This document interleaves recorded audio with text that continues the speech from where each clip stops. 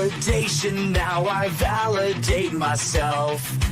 Building inner strength, putting doubt up on the shelf. No more unnecessary drama, no more wasted time.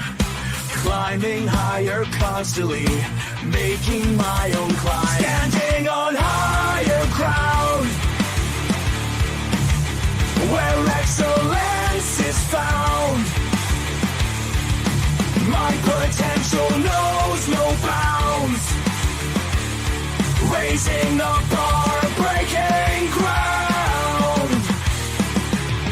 My network is my net worth. Choose your company wise. Surround yourself with eagles, not with sheep in disguise. Every interaction is a reflection of my brand. Quality over quantity, that's my personal command. Standing on higher ground, where excellence is found. My potential knows no bounds.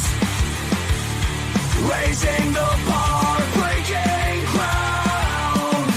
Whoa. I'm not just living, I'm manifesting my vision. Cutting through limitations with surgical precision. My expectations are my compass, my respect is my shield. To mediocrity and chaos, I will never yield.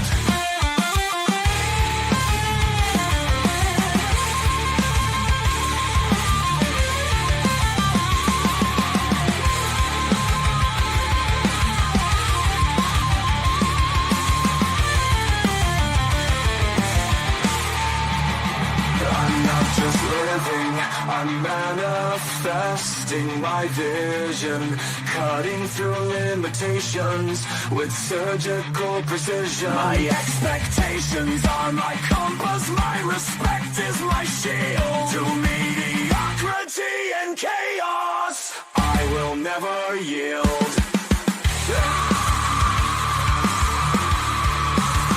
Standing on higher ground, where excellence is found. My potential knows no bounds. Raising the bar, breaking ground.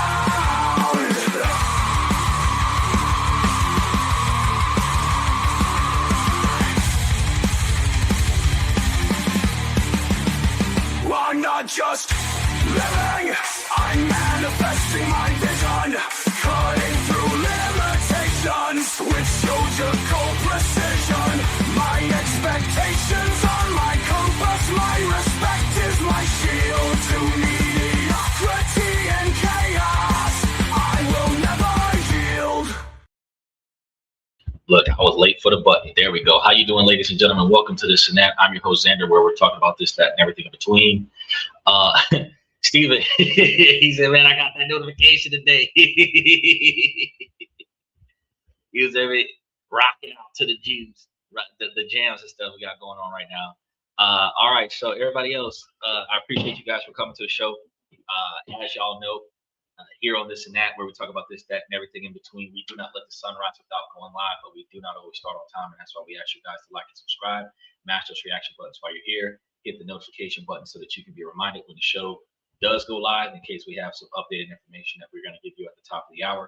And then double check the membership, because we got something coming out on the membership every night of the week. At least one, if not more, notifications being dropped into the membership, walkthrough, step-by-step guides, portfolio recommendations, diversification strategies, rebalancing strategies, all kinds of stuff that you guys could use and potentially benefit. Eventually, I'm gonna have to put up a separate site and just like start selling this information. I don't know, turn it into like a e-booklet or something like that, and take a lot of this information, just put it into an e-booklet, and then just put it up for sale online, and start like expanding the show into some other areas and start getting some stuff in there. But because we go live every night of the week, we have a different topic every night of the week, and that gives us the ability to give you guys more insight all over the place. He says, "Seen that prospect capital went down, and that's all I got this week." That's why do you only have Prospect Capital? You should have Prospect Capital, Ellington Residential, and Orchid Island, and they're not all going to have the same payout date. They're going to have similar expiration date or ex-dividend dates where certain days out of the week. Hold on a second. The other dog. Give me just a second, guys. Wait, come on, man. Messing up the podcast. Come on. Got this on me over here barking at everybody. You said every dollar I invested this week was on Prospect Capital just for this week. Oh no, that's fine. No, that's fine. So all of the real estate investment trusts did slice this past month. Okay, so you had your 12 cents from Orchid Island that went down to 10 cents. You had your 12 cents from Prospect Capital went down to 4 cents, and you had your 8 cents used to be Ellington Residential. I think it's still at 8 cents, but it didn't really go down at that much in price though. But the other ones like almost slashed in half as far as the per share price. So I'm talking about the dividends. The dividends got cut. The dividend payout got cut, but in comparison to its buy-in price, the buy-in prices got cut as well. So it is still at 22% return on investment, which allows for you to buy the stocks a whole lot cheaper than what they were, and that gives you the capabilities to benefit from when they do bounce back, because they will bounce back when the war is over. So we're still in conflict with Iran right now. So real estate investment trusts are going to take a hit because real estate investment trusts come from real estate, and real estate is going to be rental properties. And with like 250,000 Americans or more in another country, they're not in America paying rent. So that means that the rental properties are going to be compromised. And then we have the other issue with the way the laws just got changed with the quantity of rental properties that a business can possess, because that got changed. They're going to be selling a lot of rental properties that they used to buy and hold. So it's going to change the way they do business. However, it's still going to be one of the better ones to grab when you're trying to expedite the volatility of your portfolio in order for you to rebalance that volatility into stability. So yeah, I was watching that. I grabbed my stock party. They told me about it already, but you're going to see the payout dates on different days out of the month. So whenever you see it go down, you just buy in it way cheaper and let it build itself back up, because it will spin itself back up at some point. It is completely unlikely since 2008 that all of the real estate investment, all the real estate investment trusts actually take a dive at the same time where they all go out of business. It's highly unlikely. FX Trader says, please don't get rich because too many lose money during a divorce. Well, the people who lose money during the divorce, special shout out to FX Trader. So the people who lose money during the divorce do so because they get married with no strings attached. And we're going to be talking about today why Americans don't get rich. You got to recognize that when you get married with no strings attached, common law marriage and regular marriage is going to have the spouse to be entitled to 50% of whatever goes into the house, because based on the laws from back in the 40s and 50s, the woman's contributions to the marriage were non-monetary contributions that aided in the development of the household, where once the marriage was dissolved, we also had to recognize that back in those days, the wife didn't have a real job because, the freedom to work wasn't there. And then we had the standard of living that she was in is no longer supported by her because she's divorced. So the man would have to pay her alimony. Well, now, since women are masculine alpha boss ladies that can do their own income, since the law doesn't have a he's trying to say facts but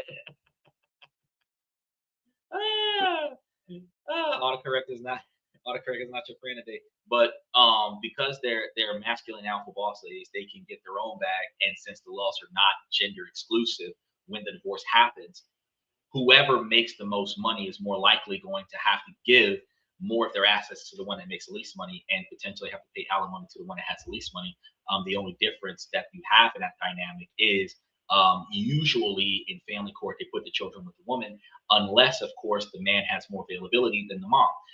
So that's going to be the only change that happens there. But more often than not, the woman gets the children, and whoever doesn't have the children is expected to have child support. So if mom makes more money, but mom has a kid, dad may not have child support, but dad won't get alimony. But if there are, if dad's got the kids, or if there's a joint custody situation and mom makes more money than dad, then mom would have to pay dad alimony. So since the laws are not, specifically gender exclusive in that dynamic, we recognize that anybody who gets divorced off of the quote unquote because we love each other thing, and you don't have the paperwork there, you're risking destroying everything that you built, whether you're a man or a woman. Because we can say a lot of things about the lack of contributions that women have towards a relationship when she is not the priority breadwinner, when she is not the one with the largest quantity of stake in the game. We can say a lot of stuff about it today, but the true to life value is that if you've got a house, if you've got a car, if you've got inheritance, if you've got a beneficiary of life insurance policies, if you've got trust, if you've got any assets anywhere, whether you're a man or a woman, before you move in together and start pooling your money together, y'all should start getting that stuff under contract, like who owns what, and when we part, who gets what, and also have a clause in there where you waive any rights to seek compensation through the acquisition of anything that's not listed here. And by doing that, in these like girlfriend contracts, boyfriend contracts, however you want to word it, we call them girlfriend contracts because it's a male-driven podcast from a male's perspective. But from that logic, you would recognize that if we part ways before marriage, you're going to take what's in this contract, and I'm going to take what's in this contract. And in any kind of family court, the judges can mediate the division of assets. And it actually saves you guys a lot of money in family court, because if you already have a contract that says that you're supposed to get the car, if the car still exists, when the separation occurs, you're supposed to get the car. You're supposed to assume the debt that the car has, but you're supposed to get the car, right? So, and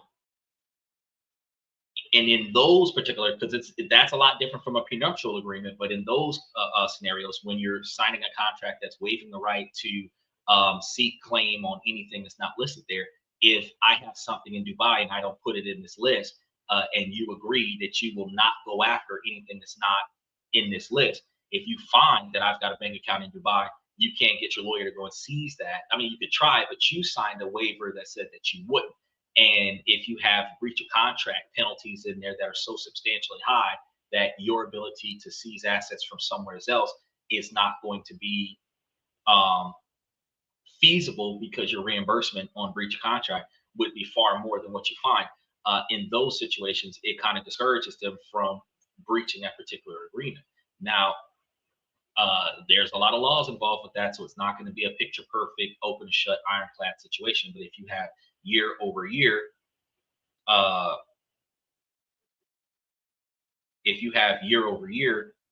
relationships that are updating and renewing these particular documents, and then when you do get to the engagement, and this is another thing, Stephen. I actually was thinking about this, because remember I said that we would have like a fiance style contract, and basically it's a performance contract where if you fail to fulfill your half of the getting married part, that compensations and reimbursements would occur, because a lot of times when you're left on the altar, you've paid for the venue, you've paid for the reception hall, you've paid for all these guests, hotels, the rings, all of the stuff that went into the process of getting married. And if the person doesn't marry, that's a default, right? So, if you have a contract, it's like, if you walk out of this, breach of contract, you got to reimburse me X, Y, and Z, all this other stuff. And then you have that addendum stuck into with all the other ones. And then you start talking about your prenuptial agreements. Now, I know that there's a lot of prenuptial agreements that have loopholes for infidelity and all this other stuff, abuse and everything to that effect. But true to life, if you have the type of prenuptial agreement, that is strictly based on if you walk with what you brought in, um, and you update it regularly, where you recognize that if things change, if we sell something that was on the list, or if we buy something that wasn't on the list, we have to update the documentation every 6 months or every year, or whenever there's a major change in our marriage, so that we recognize, one, it's almost like with Big Bang Theory, where they had the roommate contract, like, and then they have the regular occurrence where they reevaluate the contract and then make changes as their livelihoods change. It's the same thing with a marriage. And if you did that when the divorce does happen, if it ever does happen, y'all already have like 5, 10, 20 years worth of documents that shows we agreed from day one that this is what we're going to get and this is what we're not going to get. And what a lot of people fail to do um, in those prenuptial agreements, because a prenuptial agreement will usually explains that, all of my assets are listed in this document, right? But very rarely are the documents drawn up where only the assets that are listed in this document are up for grabs, and anything not listed in this document is not up for grabs. That's very rarely done. But if it was done that way, then you would be in the ability to protect your assets a lot more. Now, if you get rich while married, uh, you guys, as you improve your income, you guys have to reassess, like, if she helped you or if he helped her become successful, like, how much of that are they going to get? You also have to have the clause in the documents of, if I pass away for natural causes like old age, specifically, right? Uh, which means that if I die before old age happens, then you don't get nothing. But if I old age, then you get a whole lot more than what you would have gotten had you divorced me. That actually is an incentivized scenario. Well, if you're going to put in 30 years into our marriage, 40, 50 years into our marriage, just like with a job, you would get a pension of some kind. If the marriage can last for this number of decades, then you're going to be entitled to like 50, 60, 70% of whatever it is that I got, because you were there and should have done something to meaningfully benefit my scenario. And if you have all that stuff documented, you're less likely to get poisoned or have the brakes cut or fall off of a boat, have an accident or some kind of weird stuff, where they're doing it for the inheritance, because the documentation strictly requires that I get extremely old and die in order for you to get all of this stuff. Like, this many years of marriage has to occur, which means I have to live this long in order for you to get all this stuff. So if they're just there for the stuff, they have to be discouraged from the divorce, where the divorce would be perceived as a breach of contract. And if it's perceived as a breach of contract, the default for the breach of contract is that you owe so much capital towards breach of that contract that you don't get anything in alimony or compensation or anything to that effect out of the divorce, because you walked away from your responsibility. And that would be, you'd have to structure it very, very detailed. And typically, the really good ironclad prenuptial agreements are thick, hundreds of pages thick, and a lot of money, and 5 or 7 attorneys involved in order to make it work. So it's not cheap to finish, but it is cheap to start. And the fact is that, if you just get into a relationship because the dude wants to get laid and the girl wants to get paid, you're in a situation where, yeah, it'll happen where whoever's got the most is going to have to give the majority of it to the other person. And unless you guys have an agreement to reasonably split, where you're not breaking up under bitter circumstances, unless that's the scenario, you're going to be in a situation where the bitter person is going to do the best they can to take as much from you as possible. And lawyers get a commission, like 30 to 40%. So the lawyer's job, as soon as they hire a lawyer, the lawyer's job is to take even more from you so that the lawyer can get a larger payout. So the goal would be is to have all of this stuff documented and contracted out, because what say you get you a modern 2026 woman that 3 degrees, and she turns out to be the partner in her company. You start up a business, and let's say your business becomes a 6-figure business. Y'all are like a power couple, right? But y'all don't work out. Y'all separate. She should not have to give half of what she's created to her spouse upon divorce, the same way he should not give her half of what he created upon divorce. But ultimately, if you don't document it all, it's considered what is it? What do they call that? Not commonwealth, domestic property. And domestic property means that y'all share it equally. And since you share it equally, you divide it equally, right? And that means that everything gets cut in half, like when Medea was running around with the chainsaw cutting all the furniture in half. That's pretty much how it works, right? If you don't get everything documented. So I tell people all the time now, before you start paying for her bills or move her into your house, get everything under contract. And before you propose, get everything under contract. And before you get married, get everything under contract. And every 6 months or every year, reevaluate that contract. Now, Trader says it's necessary to have a prenup because the marriage is just another contract. I never realized how important it is for anyone getting married. Maybe marriage is financially obsolete. Is finally obsolete. Marriage is not obsolete. Marriage in the United States, at least in the United States, I don't know how it is in other countries, but at least in the United States, it has always been a financial contract. It is a joint venture between two businesses where it's like a merger. Okay, that's always how marriage has been. Now, in the eyes of the church, it's supposed to be about souls, and under the eyes of the Lord or whatever pastor or priest or God or whatever that you're getting married under. But for the governmental side of things, it has always been a financial contract where it is the merger of two entities. So it comes with its benefits, such as tax deductions, that only makes sense when one party is a dependent to the other party. So, like, for example, you get the 150% deductions from filing joint. That only benefits you if either the husband or the wife is a primary income and the other person is a dependent and doesn't generate an income, because one person is only going to get like 100% of head of household. But if one person is getting 100% of head of household, while married will give you 150% of head of household, you can get a lot more deductions if you file joint.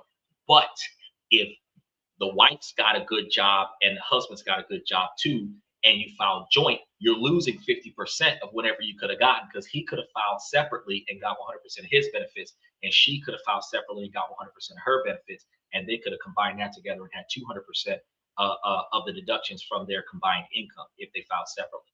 So it is not obsolete because of the tax deductions. If we start talking about making money make money for you and start building yourself up to a millionaire, billionaire, whatever.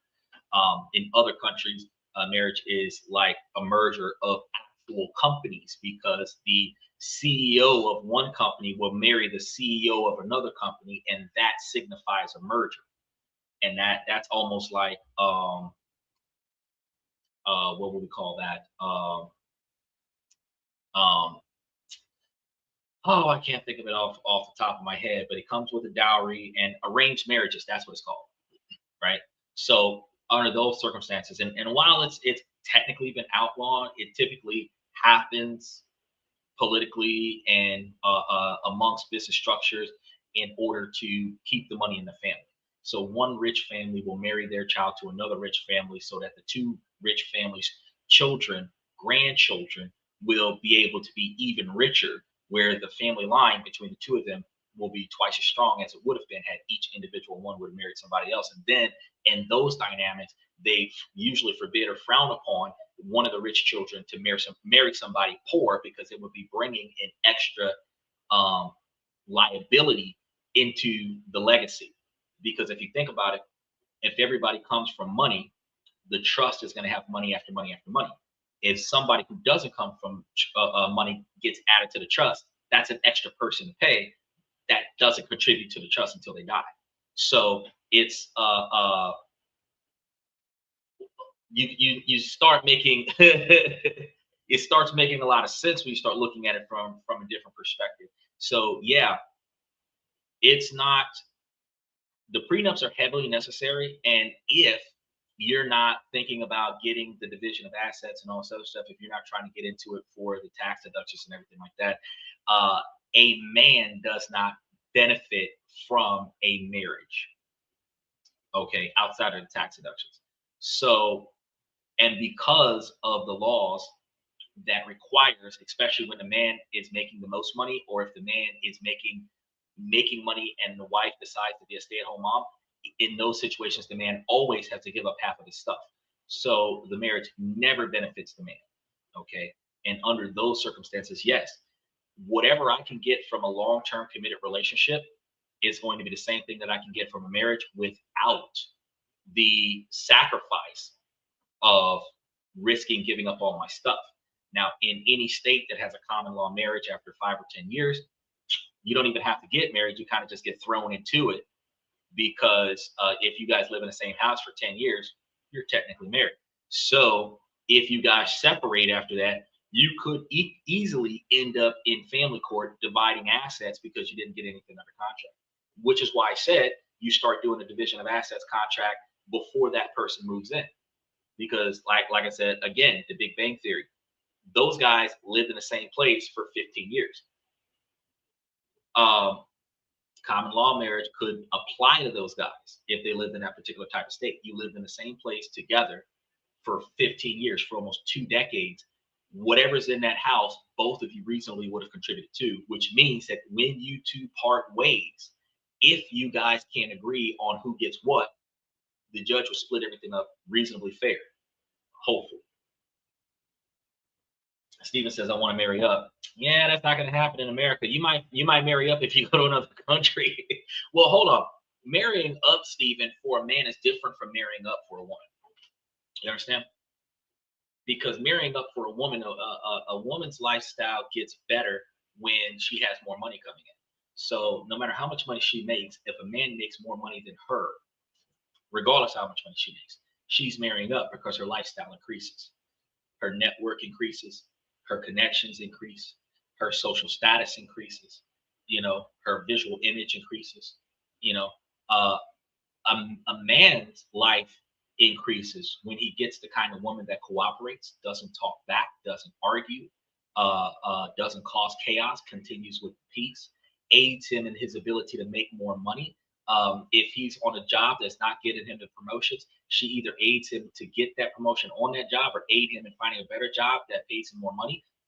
If he's running his own business, she's promoting that business. She's working customer service. She's working on the marketing or whatever. Like, for example, Chris Arquette, who had the Totally Bodacious book that we were talking about late last year. His wife was his PR team. She was the one who contacted me so that I could promote his book on this podcast. That's a good wife. She's not even in that industry. She's a lawyer. And it just so happens that her husband put out a book after 10 years and she's promoting the book, contract signing, all of this other stuff. That's what a good wife does, is put in effort to make the man more successful, not just, barefoot and pregnant in the kitchen or sleeping with him in the bedroom, like literally investing her efforts into his work life to make his financial success better.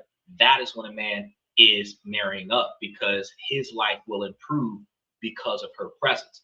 When a man marries a woman where his life stays the same or gets harder, he married down, further down than he ever deserved, because now he just has a liability that may sleep with him from time to time. And that is not what we need as men, but because we want the companionship and she might be putting out, a lot of men accept that, but that's not what we should be looking for out the gate. Trader says dowry is a great idea. It guarantees there's something to lose if getting divorced. Dowries are a terrible idea, because if you understand the fundamental benefits or principles of the dowry, you'd be like, oh, hell no. The way a dowry works is that the man, not the woman, the man has to give the woman's parents stuff to marry the woman. That's what a dowry is. Very rarely, if at all ever, does a dowry require a woman to give anything to the man or the man's family. Take, for example, in a country where the woman is the breadwinner in the house. She's single. She's taking care of mom, dad, all the cousins. You want to marry that woman. You're taking that income out of that family, which means you got to replace that income. Certain countries, you might have to give them 100 cows. Other countries, you might have to give them $100,000. But you're going to replace the loss of that income to marry that woman. That's a dowry. If she was working in the fields and harvesting the crops, that manpower is not going to be there anymore. The income off of that manpower is not going to be there anymore. You're going to pay the dowry for the loss of that manpower. That's a dowry. Dowries don't apply to men. So the problem that we have is that most marriages, women have nothing to lose in the marriage besides the time that she invests in the marriage. That's it. That's all she's got to lose. So if the women put up assets towards the marriage as leverage to say that I'm going to give this my best shot, and if she files for divorce, she leaves it all on the table, less divorces would occur. Less divorces would occur. If she's getting married and she's putting up her house, her car, her tuition, her retirement, her pension, and everything is on the line, like rolling the dice. We're going to stay together 40 years rolling the dice. And if we get divorced in 10, I lose all of my assets. If that is how marriage was, women wouldn't get divorced. And because that's how men experience marriage, that's why 80% of men are in a loveless marriage, because it cost him more money to get divorced than what it would cost him to stay in the marriage. Stephen says, I need a woman who can teach me how to use different salad forks, and I can teach her the art of ramen noodle meals too. Man, you're likely to find the kind of woman that teaches you how to burn ice and the ability to use a microwave for baking TV dinners. If that.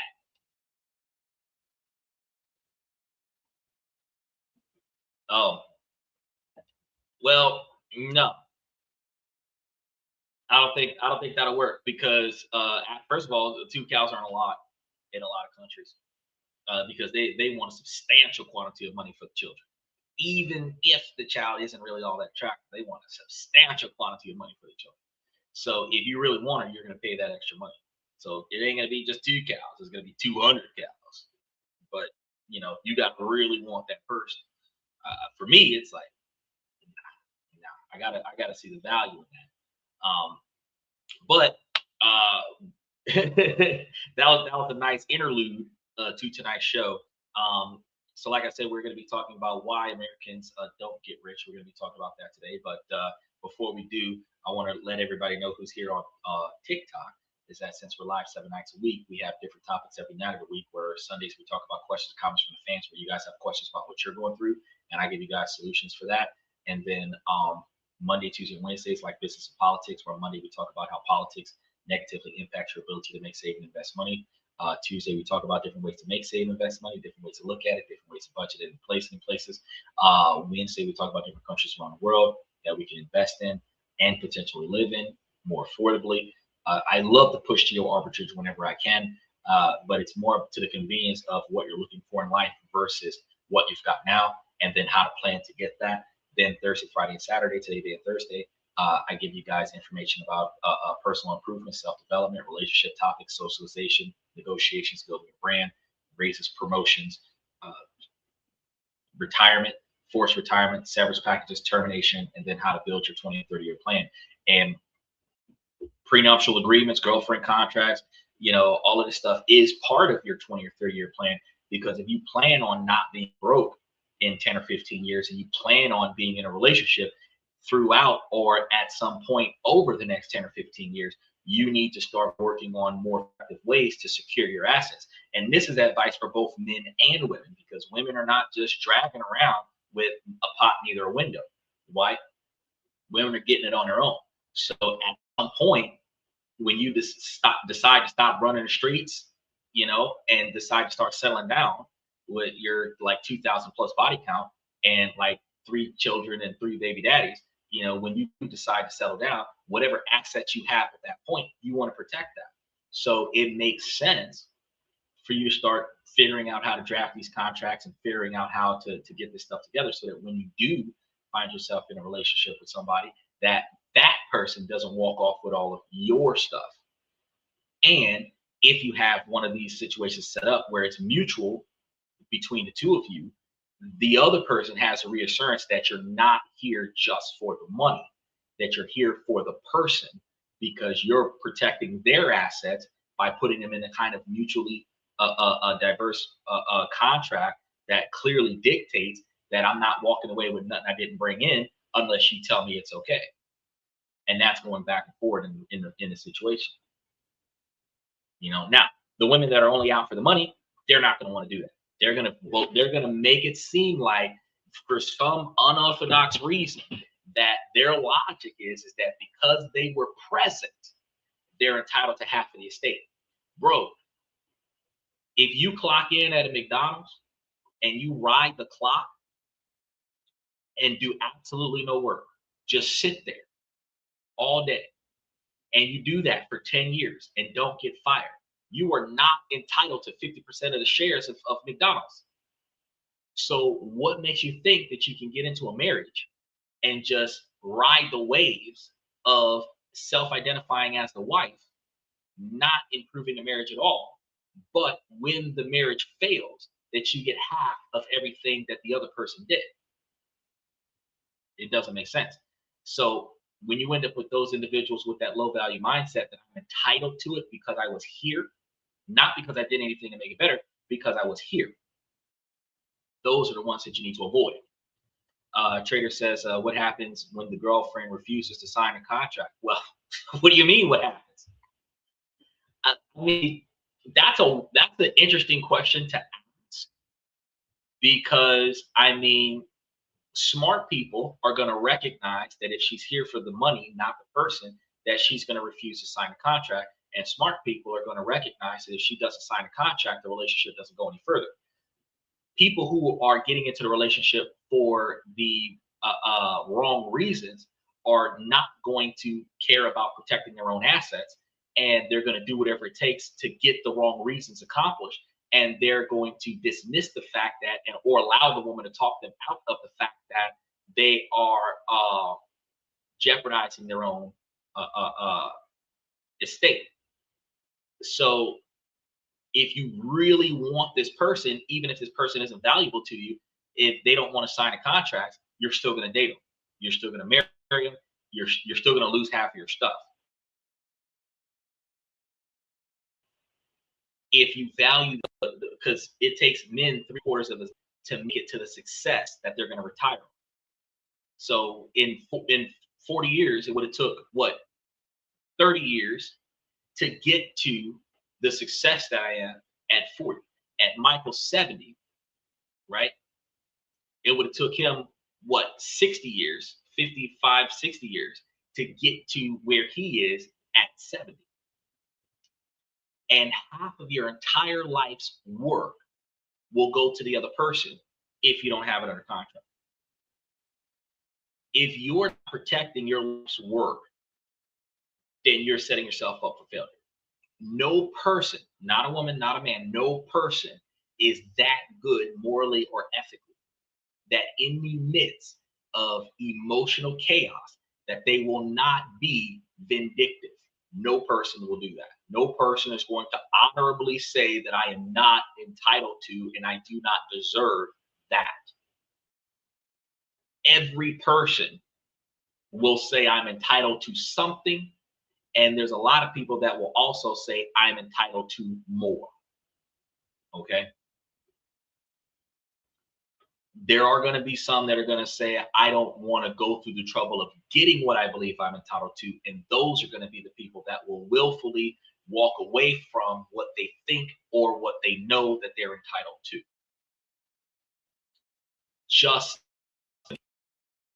But overall,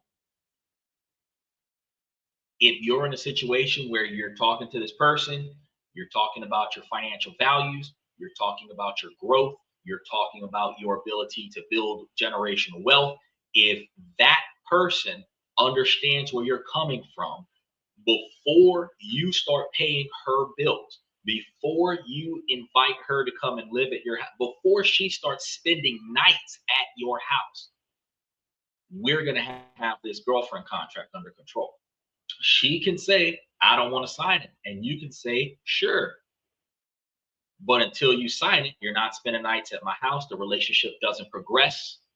You're not moving in. If we date for 5 years and you ask, why have we never moved forward? Because you never signed a contract. You have to stand on your non-negotiable expectations for behavior.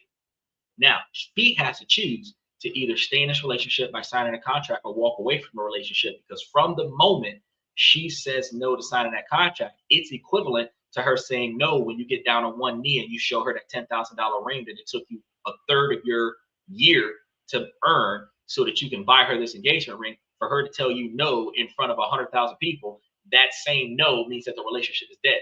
So if she tells you no to that contract, the relationship is dead. If you're trying to protect your assets. But if you're not trying to protect your assets, it's a topic that's going to be like, oh, I can't believe he tried me like that. And you're going to be trying to make it up to her forever that you propose protecting your assets from her volatility. And she'll continue to bring you that volatility. Then when she leaves and take half of your stuff, you're going to be like, oh man, this is just the way it is. No, bro, it's because you were dumb enough to allow yourself to get robbed in a relationship when you knew that she was here for your stuff. That's what that is. Steven says, as long as I get my clothes, money, and dog, I'm cool. But that's the thing, Steven. You'll get your clothes, you might get your dog, but your money will go to her. So you're not going to be cool. Your money, your house, your savings, your inheritance, she'll get a lot of it if you don't put it under contract. You guys have to understand that no-fault divorces, an annulment and a divorce are not too far different from one another, but the division of assets is the big issue, right? That's the biggest issue. Who gets what when we part ways? And if you don't get that under contract before y'all get started, then when it's time to separate, all she has to do is get the right lawyer, and they take everything, including the clothes on your back, and you got to start your life completely over. Trader says, so you're not buying the usual argument because it's not romantic. I don't see that as an argument. I don't see that as an argument. When has your money been romantic? Romance is supposed to be based off of your effort. Now, true, people who like gifts and people whose love language is gift receiving, and then people who are lazy in their investments in their relationship throw money at the relationship. Gold diggers love the money, but what's romantic about my house, my car, my TV? What's romantic about my money? What's romantic about the time and effort I got to put into work to make this money? Yeah, it's romantic for the things we did in France at my expense. But what's romantic about me putting up thousands of dollars to take you to France? That's not an argument. It is not romantic for me to spend my money on you. It is not at all romantic for me to pay for your medical bills. It's a duty, it's a responsibility, it's an expectation. There's nothing romantic about it, right? Because if you don't do it, she's going to say you ain't shit. So let's recognize that there's no romance in doing your part in a relationship. Going above and beyond is romantic. You know, the rose petals and champagne and dimming the lights and cooking a meal and making a scrapbook of all of our fondest memories and all this other stuff. That's romantic. But replacing your car because the transmission blew, there's nothing romantic about that. That's tactical. That's utility. The entire marriage is utility. There's nothing romantic about marriage. The marriage event at the reception hall is a party for her to celebrate with society that she supposedly leveled up with a good husband. That's what that is. But there's nothing romantic about that neither. Because if you think about when you are a participant in a marriage, in wedding reception, I don't know how other women would do this, but as a man, I know that I was bored out of my mind for the entire event. I ended up stuck with the groom. So I had a lot of work to do to make sure that he showed up to wherever he was supposed to be at. I wasn't even invited to this wedding. I just showed up because I knew the guy and ended up being his chauffeur because he got wasted and wasn't showing up for his pictures, wasn't showing up for the fitting, wasn't showing up for and then you've got the rehearsals that you got to do. So this is like if you wanted to do a Lord of the Rings live action play, all of the preparation work you have to do to put on this performance for the guests, that's work. So the marriage reception, the wedding reception, that's not romantic, right? Women are going to find it romantic, but think about Bridezilla. The fitting of the dress, the flowers didn't come correct, the table seating chart isn't right, the tablecloth isn't the way it is, the plates don't look right, the venue was overbooked, the pastor is late, we can't find the rings. There's so much stress about what's romantic about getting married. It's a whole second job to put on a performance for the people who are just going to show up, clap, and put down a toaster for you. What's romantic about it? So, I mean, I don't even see that as an argument. You either sign a contract or you don't. You sign your fucking W-2 before you get that job. You sign that fucking W-4 before you get that job. You sign your I-9 before you get your job. All three of them now. Don't think I'm talking about three different scenarios. You sign all three of those before you start working, right? She's going to sign a contract before we start progressing in this relationship. He said, what is the most important aspect of the girlfriend's contract? All of your assets. Protecting all of your assets. I don't understand, like, was that a loaded question to lead us into something else? Because protecting all of your assets is the core reason why you get this contract. You identify what you own now. And because it's the girlfriend contract, you don't necessarily have to talk about the offshore funds and everything like that. The stuff that you own right now that she has direct access to, the house, the furniture, TVs, the pets, children, whatever's going on, your income, her stuff, what's she bringing into the house? You know, all of this, her bills, your bills, her student debt, your student debt, because as I explained, the division of assets. What are y'all bringing? Now, as the relationship progresses and she has more exposure, like joint bank accounts, building trusts, life insurance policies, inheritance, all of those things gets added to updated versions of the contract as your relationship progresses. By the time you get to the prenuptial agreement, you already have the largest majority of this portion of the agreement already filled out. If you threw out a couch and bought another one, who bought it? If we both went half on it, who's going to get it when we break up? You or me? We agree on this when we buy the couch. So if the couch is still here when we separate, whoever said they're getting the couch and whoever agreed to that, that's what happens. That's right, Stephen. It is not romantic. It's logical. And I'm about as logical as a freaking Vulcan, bro.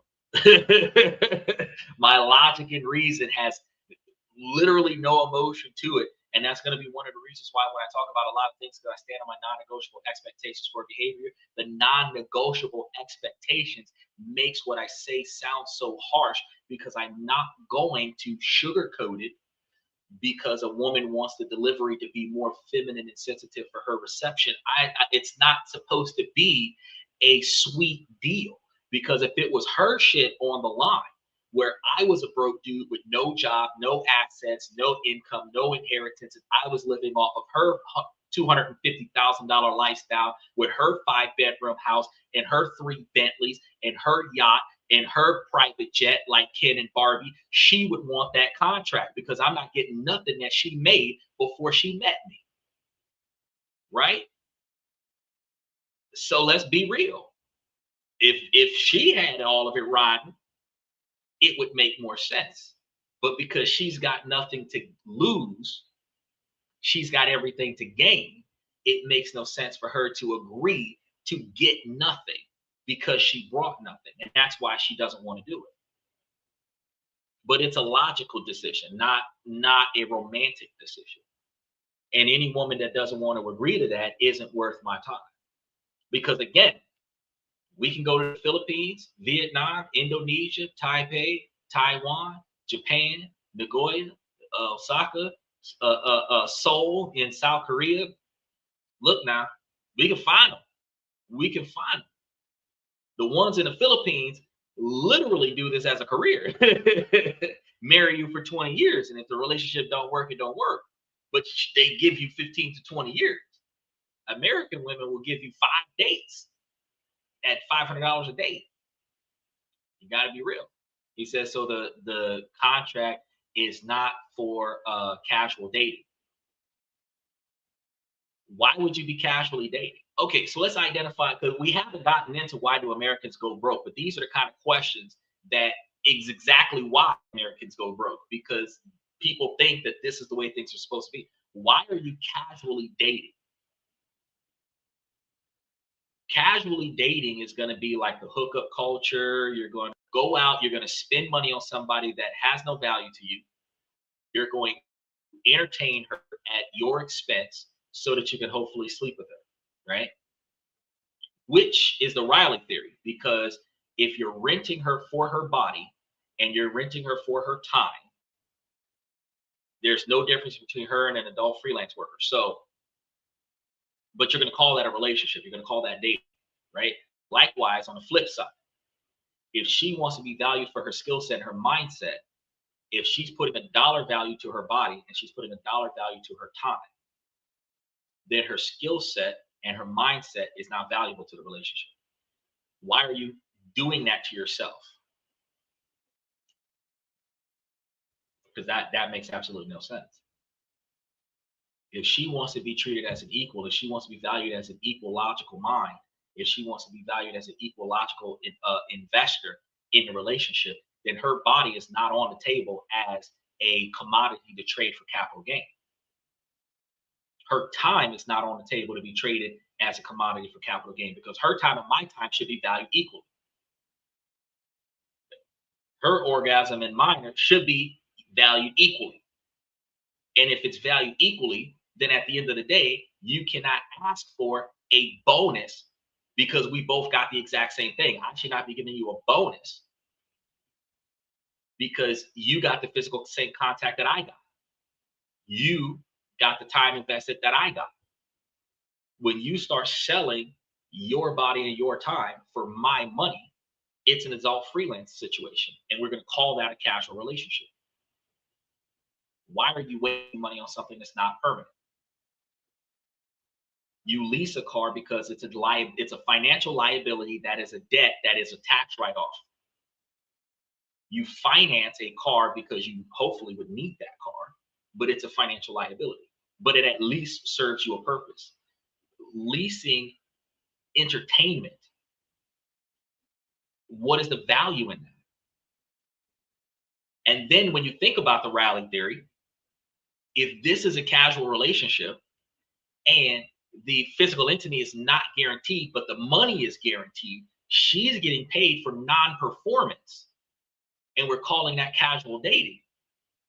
When you can literally pay an adult freelance worker to do everything your girlfriend and your wife won't do. Look at what Donald Trump did. He gave a woman $135,000 to do what his $50 million wife didn't do. Right? He's a billionaire. Right? This happens because You're getting into a relationship with somebody who is not willing to perform, and you're paying for their presence and potentially physical contact with them. And the Riley theory suggests, why waste all that money on a non-guarantee? Why are you financing a car that's still up for sale? So why are you leasing a girlfriend that's still available to the general population, where she can leave you at a moment's notice and go with another guy that either has more money than you, or is more appealing to her than what you are? Because a lot of women will say it's not always about his looks, because it's about his assets, right? He said, I get it now. I hope so. I can see my weeding now. The guest will be asking, why is the groom chilling in the park chilling in the parking lot playing 90s music and not participating until the last second when it's go time? Shit, no. I I can see me in a boardroom having a conference with 12 lawyers, making sure that this is going the way it's supposed to go before we even have an event scheduled. The wife's side of the room is going to be all of her friends and family. The husband's side of the room is going to be all the lawyers that's going to get her for breach of contract if she doesn't say I do.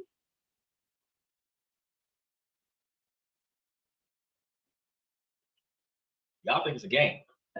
And I know a lot of women are going to be sitting over there thinking, oh, he's bitter. No, I'm not. No, I'm not. I'm not bitter at all. I'm tactical. Because anything that I'm entitled to, if you have generational wealth that you know is coming to you, it is smart for you to protect that before it gets to you. If you know that you're on somebody's living will, if you know that you are the beneficiary of somebody's life policy, or if you know that a family member is going to will you some property, you want to secure that stuff some kind of way before a new person enters into your life and walks away from it. If just in the midst of the family, you want to get it in writing so that your siblings don't take it from you. And that's blood. You want to get documents that prevents probate from having family members walk off with your stuff. You create living wills when the relatives are of sound mind and body, so that when they're no longer of sound mind and body, nobody else can come in there and manipulate them into doing something that they otherwise would not have done, so that the people who were entitled to through the efforts in the life of the person creating the will still get what they're entitled to. And that's family. So when you start talking about, girlfriend contracts in dating a stranger, if you've got living wills and trusts and all of these other documents amongst the blood relatives, why is it so taboo for you not to have the exact same thing for somebody that's not a blood relative? Because when I die, which kid gets what is the same thing as a girlfriend contract, is a division of assets. So when you ask me what's the fundamental core of the division of assets, and it's a fair division of assets because we both agreed on it and signed a contract and potentially got it notarized. All right, that makes more sense. All right, now today we're supposed to be talking about Americans not getting rich and what's causing Americans to not get rich. So we've already covered 1 hour. And the bad decisions that you make in marriage is one of the reasons why men don't stay rich, and why a lot of women become successful over time from all of the divorces that they have, where you're 3 times divorced and now you're a multimillionaire because you divorced a bunch of men that had money. But if you were doing everything right in your life, right, you feel like you're working longer hours than the generation before you. Like your family members back in the day might have been doing 40-hour weekdays, and you're doing like 60-hour weekdays, right? You're more productive than you've ever been before, and you're constantly pushing yourself to learn, adapt, and to improve. You're learning fintech and everything to that effect. you find yourself being the ideal employee, the perfect grinder, the model of modern diligence. But your bank account is still telling a different story. There ain't enough money going around. Hold on, Steven said they're not getting rich because they died trying.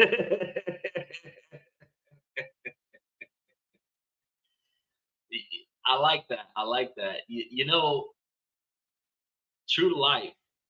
Um, like even Michael first started to show that he doesn't need to rest and he'll sleep when he's dead. Uh, we learn from childhood to work until we die, and it's our parents' fault, but it's not really our parents' fault because they didn't know any other way. As children, we were taught to be useful by getting an allowance for helping out around the house, which can be effective in a way.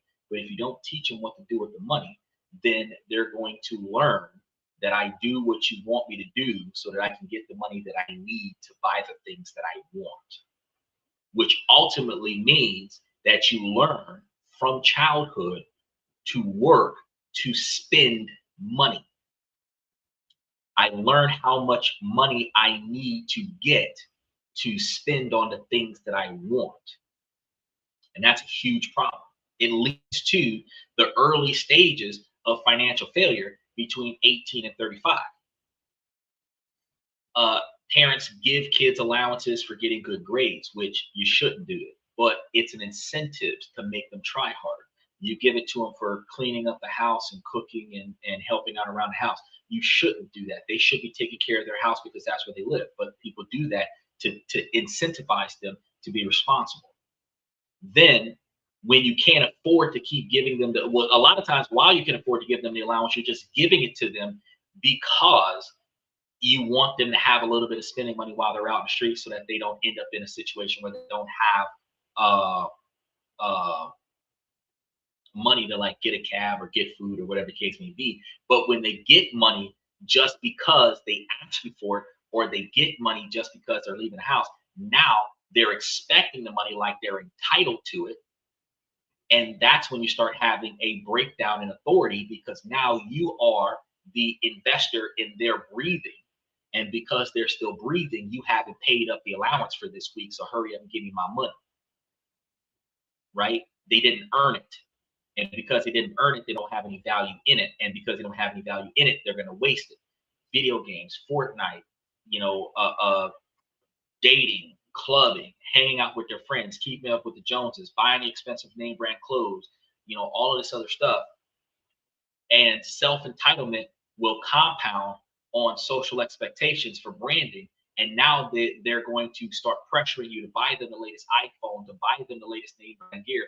And you're going to get tired of that as a parent. And then you're going to tell your kids, if you want that, go get a job and then pay for it yourself, which is then still reinforcing the kids that you must work to buy what you want. At no point in time from 7, 8, 9 years old until you get to this podcast was anybody taught that if you get the money and invest it in the right place and have that money make more money for you, you can then budget your future life by determining how much money would it take in a brokerage account or any type of investment portfolio where the dividends would cover this expectation.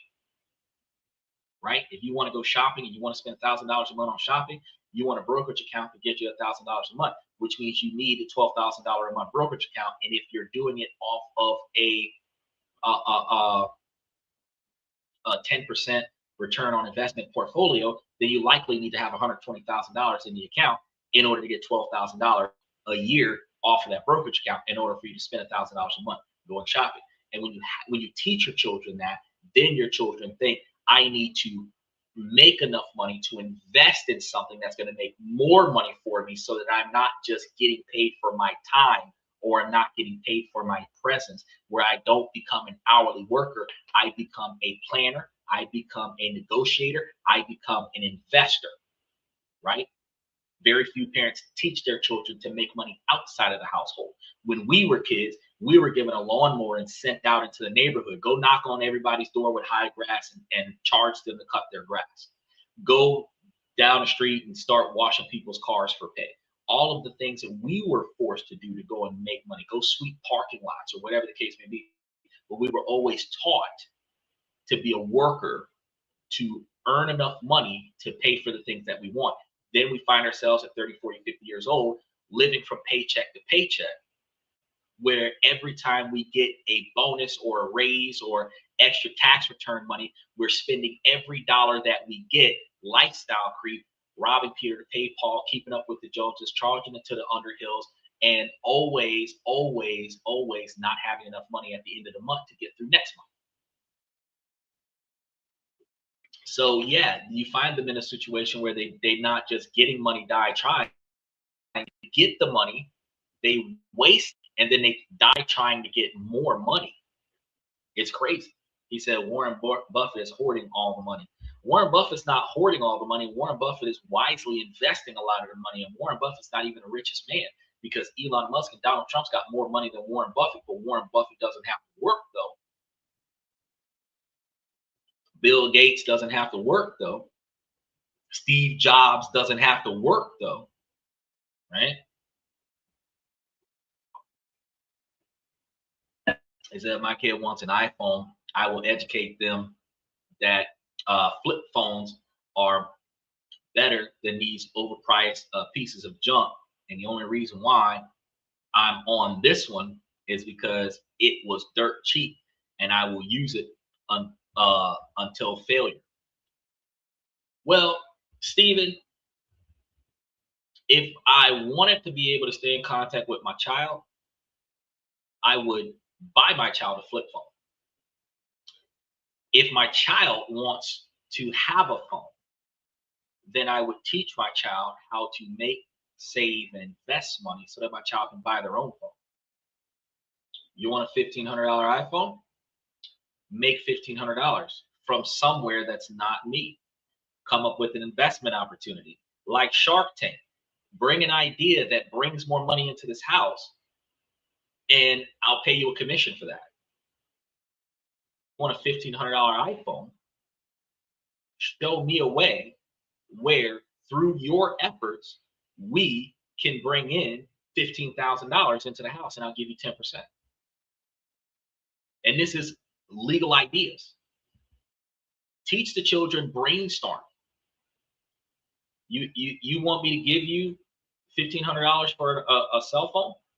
Show me an idea. Show me a tactic that I can profit off of that, where the profit pays for your phone. So instead of teaching your children to be workers, you teach your children to be creators. If I can build a business that can pay for the lifestyle that I want, I still get the lifestyle that I want. But the difference is I don't have to sacrifice my time for it. Not everybody teaches their kids that. But if we were taught that back in the day, like I taught you guys about student loans and donating to public schools, if we were taught that stuff back in the day, none of us will be broke right now.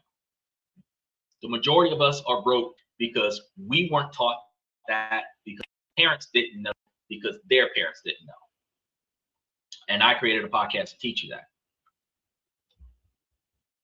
that. Trader says, as I said before, your lecture should have been in my first grade class. I would be a millionaire today. Exactly right. Exactly right.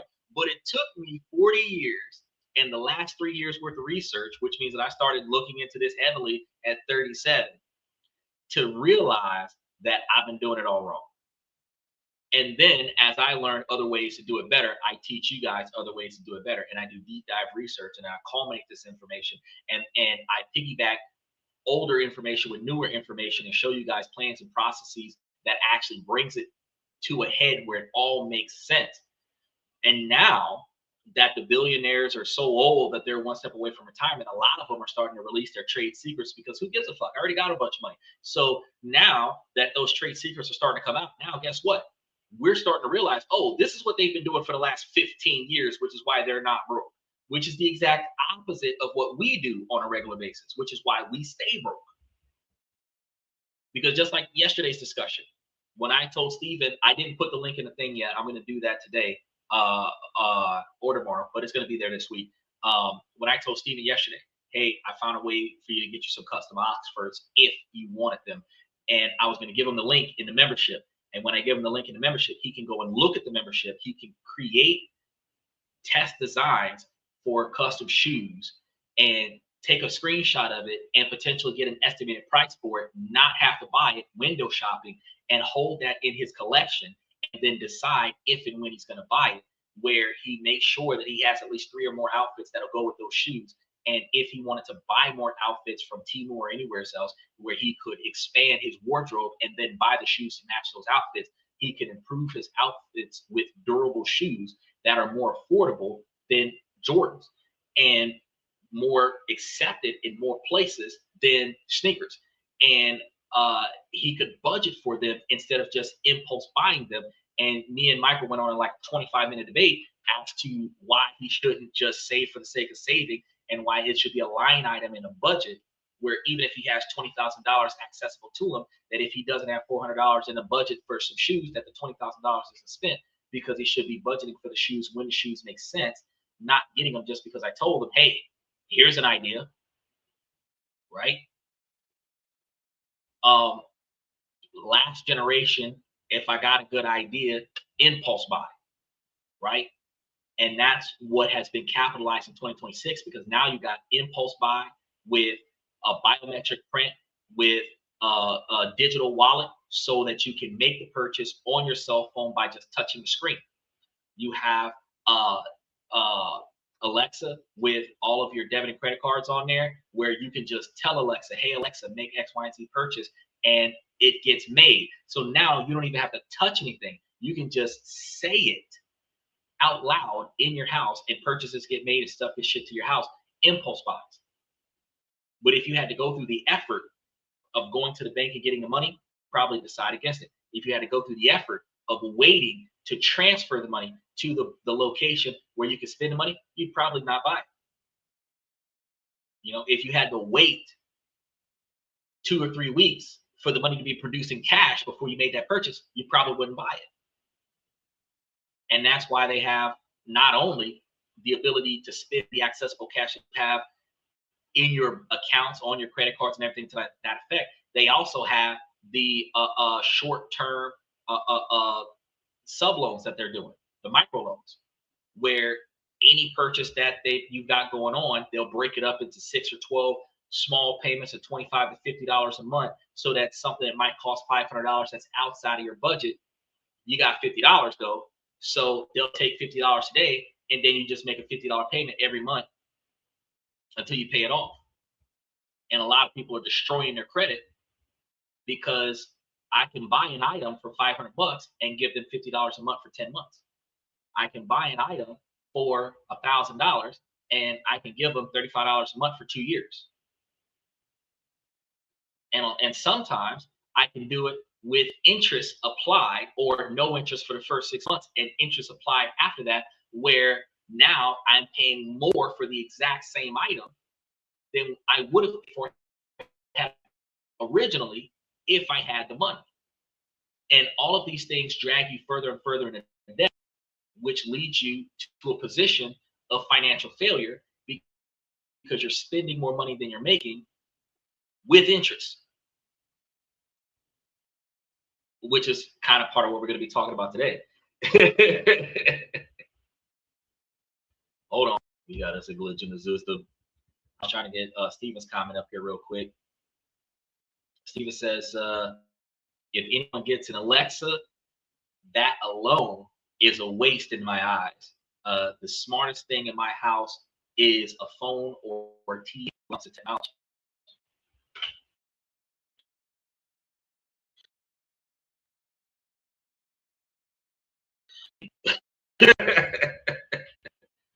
If I want or need something, I need to get up and go get it. Okay. I believe that Alexa is a waste of time. I at one point in my life, I wanted a smart house, but I have a huge objection to a smart house. And the reason why I have a huge objection to a smart house is because it's a convenience that allows you to be lazy, but it also wiretaps your house. The device is digitally recording 24/7 your voice and your surroundings, your conversations. And sometimes it can make purchases, but that data can be utilized by the company for any reason. And you have no control over it, and you have no idea what is being done with it. And after I've come to understand that, I have no compassion for a smart house or smart equipment. I don't have any automated features on any of my electronics. Everything is manual, because the fact is that as long as they have the capabilities of taking the information that they obtain from my camera and my microphone and using it to turn a profit off of what they hear and see me do, I want to minimize that as much as possible. But the convenience of being able to talk to an electronic device, like for example, PlayStation and Xbox, you put a debit or credit card on file, and then you play games online. And then if you want something, downloaded content, you just push a button and buy it. Online cell phone games, download for free. But all of the best stuff on the game, you got to buy it. $1 here, $3 there, $50 there. And all of a sudden, you've spent $1,000 this month. $5 or $10 here and there every day. If you spent $10 a day on a video game, $10 a day on a video game, you spent $300 by the end of the month. It don't seem like nothing when you first do it, but when you look at the final bill, you did a lot. Steven says, linking cards is dumb. The first time in a life I've ever linked a card was because I had to in order to jump into the membership. Oh, yeah, because YouTube's membership requires you to have a card on file so that they can give you the automatic monthly charge. Well, I actually have one credit card on file for my car insurance, and that's like I have a car insurance, I have a mortgage, I have insurance policies. So I have 3 things on auto pay on file, and everything else is pay when I get it, when I feel like it, and I usually feel like it like 30 to 90 days before it's due. I actually have now I think about it, I got a card on file for the phone bill as well, because T-Mobile gives you the auto pay, gives you a discount for each line that you have, and I've got like 5 lines that qualify, so I get like $25 off on my phone bill, which the auto pay is set up, but I usually pay it 5 to 10 days before the bill is due, or a month, 2-3 months before the bill is due, or overpay it substantially where 2 or 3 months are paid in advance before the bill is due. So they just take off of the balance that they already have in their possession when the billing cycle rolls over during that part of the month. So now that I think about it, I got like four, maybe 5 things but it's all like standard utility bills, all standard of living bills. I don't have a gym membership. I don't have Uber. I don't have anything that is a revolving door of anything. And the reason why I said 4 or 5 is because Walmart.com has got card on file, and Temu's card on file, so that when I'm buying things that I'm going to get shipped in, so that I don't have to go to the store, I order it and it comes in. But the accounts that I have on file are accounts that I believe are of necessity, because I'm ordering groceries from Walmart and I'm ordering the items that I need to improve my residence from Temu at a cheaper price than Amazon or Walmart.com. So, and then I actually price check, because if I can find it cheaper somewhere else, I'll actually get it somewhere else. But usually I will just, for the sake of convenience, and that's what paying on the cards on file is for, is convenience, is that I will just click the button for certain things to make sure that the purchase is made. But what I also do though is because I have online banking, I go to all of my credit cards and I lock the cards from the bank accounts. So in order for me to make a purchase, another app, I have to first go back to my money and unlock the card so that the purchase can be made. So outside of the card that is literally on file for auto pay for certain bills, everything else I have to unlock the card first, which still is a stopgap to prevent impulse buying.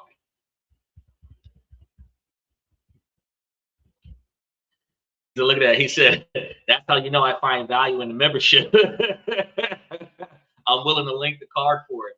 Yeah, but you got the membership when the membership was lower. The membership's double now. You're paying like $2 a month for the membership.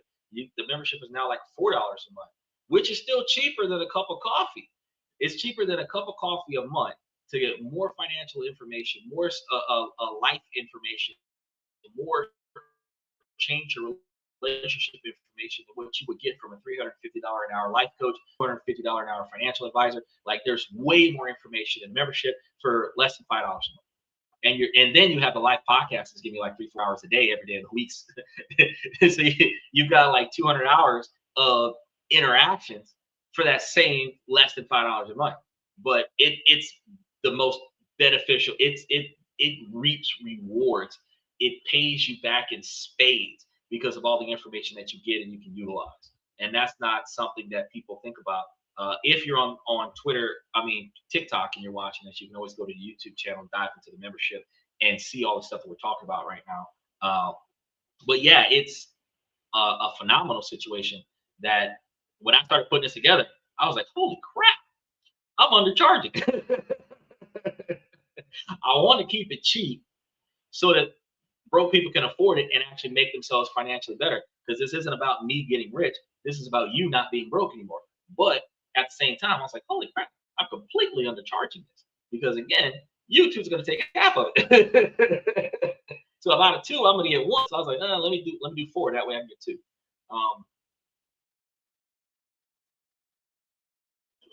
But I put tons of stuff in the membership to make sure that you guys get your money's worth.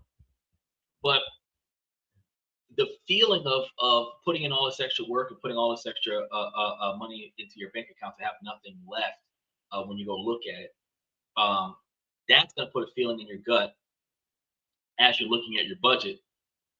And it isn't just your imagination.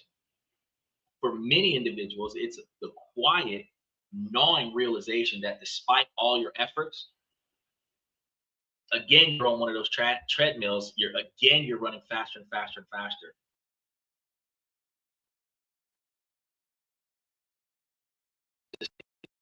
And sometimes you might even be slipping backwards. And backwards is going to be like, you're making more money, but you owe more money than you make. As opposed to, as you get money, you spend it. You can find yourself slipping backward. You now have to borrow against a stone to keep things afloat. And when you start borrowing against a stone to keep things afloat, now you're borrowing more money to pay back the people you borrowed money from with interest, and still not having enough money to cover your core principal expenses. So what if I told you that in the 2026 economy, your hard work isn't just not paying off, it's actually becoming a liability? What if the very thing that you were told would guarantee your success is now the anchor holding you down? I'm going to tell you again, this isn't a motivational speech. This isn't about the 5 simple hacks to be more productive. This is an intervention. So over the rest of the show, we're going to be dissecting the brutal economic and technological shifts that have fundamentally broken the promise that hard work pays off. Okay, we're going to expose invisible traps. We're going to keep reminding you guys what millions of hardworking people like you find yourselves exhausted and financially stagnant. And most importantly, we're going to be showing you some solutions that isn't to work harder, but to start playing a completely different game. If we imagine, let's say we have a guy that's like in his 30s, working as a project manager, respectable job, mid-sized company. On paper, they have the picture of success. Their consistency is to a fault, right? They are the first one to log on in the morning and the last one to send a final email at 8 p.m. Their Slack status is perpetually green, right? When a project is on fire, that's the person who jumps in on a Saturday to put that fire out, right? and then, have a lukewarm coffee as a sense of duty. After a while, life becomes a blur of high intensity work. You find yourselves always on the job, uh, 60 hours, 80 hours a week, very rarely at home with your families. And your calendar is a solid wall of color coded meetings. Weekends that are spent catching up on all the other stuff you couldn't do. A polite way of saying they're doing unpaid overtime just to prevent the coming week from completely slowing the entire new week down. These kind of people make sacrifices to their sleep to complete a deadline, duty bound, loyalty, right? They miss dinners with friends to answer urgent questions from the job. They tell themselves that this is the price of ambition and this is what it takes to get ahead. They go to annual performance reviews where the manager is thrilled. They're complimenting the work that you do. Rewards for the stellar work, for all the sacrifice of time and mental health. It is a 3% merit increase. 3.2%. For a moment, you're going to feel a flicker of pride, but then reality hits. The email from your landlord arrives the following week. The rent increased by 9% this year, citing market rates. Inflation, while it has been moderate in some places, still nibbles away purchasing power.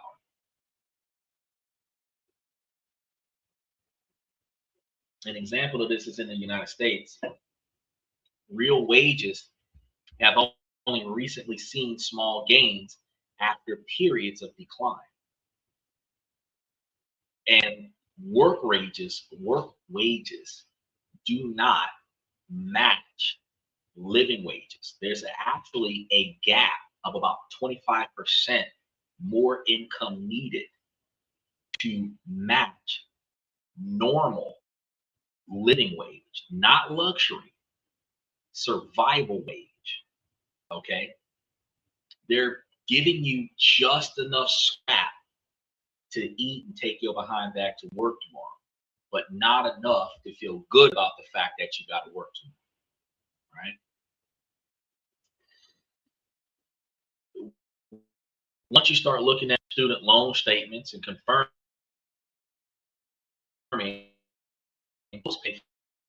taking them off of the firm, and the interest is compounding relentlessly, the math is going to be simple here, and it's going to be very devastating.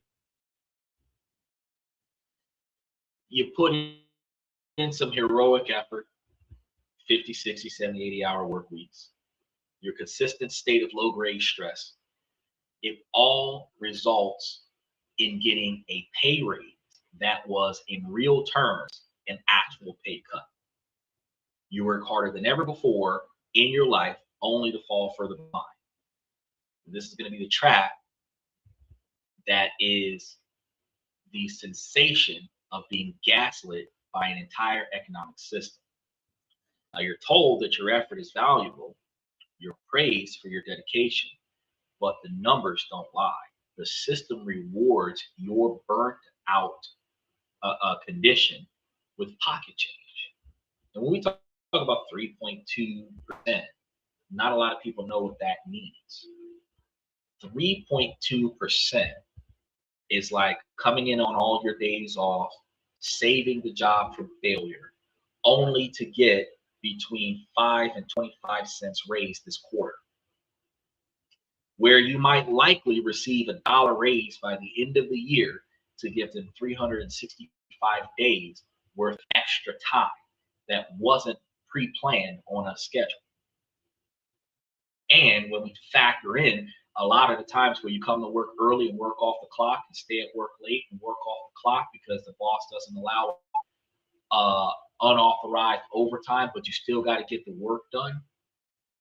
And since you're working off the clock, your performance reflects that you're getting the job done inside of the hourly wage that is handed to you. You are giving away the pay raise. Because think about this. Think about this. You have a 40-hour-a-week work week. Let's say you put in 15 hours of overtime. But let's say that the boss doesn't allow much more than 15 hours of overtime. A 40-hour-a-week work week would be like 8 hours a day, 5 days a week. 15-hour work week could be, special shout out to OG Kicks, a 55-hour-a-week could be 5 10-hour days, 5 11-hour days. It could be 6 9-hour days. You know, it depends on how you work things out. Now, and it could be 6 10-hour days with the 1-hour lunch breaks. Right? Think about that. That sucks. Now imagine that you came to work 30 minutes early every day, 6 days out of the week. That's 3 extra hours before your shift. And imagine that you stayed 30 minutes late every day, 6 days a week. That's 3 extra hours of work afterward. That's 6 extra hours a week of overtime that you're not getting paid, time and a half, right? So let's say that you were getting $20 an hour as your standard pay. Overtime, $30 an hour. Well, if you're leaving 6 extra hours on the table at $30 an hour, you're leaving an extra $180 a week on the table, right? Now, that's going to be really close, about $750 a month, which over the course of 10 months, that's $7,500 a year that you're leaving on the table, right? If you do a full year, you're looking at something close to like $8,000 or $8,300 out of the full year that you're leaving on the table, that you're giving back to the company, right? If your boss gives you a 3.5% raise, which probably would cover, $5,000 more income, but you're leaving $8,000 on the table, you effectively got nothing out of it, right? So I'm going to tell you right now, one of the worst decisions that we make that keeps us falling backwards is acts of charity to our financial employer. I will do whatever it is that you want me to do until I clock out. I will not do anything that you tell me to do unless you're going to allow me to clock in right now to get it done. Whatever you expect me to do must get done between the time I clock in and the time I clock out. And if I know you that the work cannot get done without additional hours needed, either you're going to distribute this work to more people, or I'm going to have to stay on the clock longer so that I can get this job done. But under no circumstances should you sacrifice your free time off the clock for your employer under the simple guise that you're being a good employee. This is going to be one of the ways that we find ourselves failing ourselves while looking good at the process. You have to understand that your life is not about being socially approved. Your life is supposed to be about being effective in building the type of standard of living that you need to be satisfied.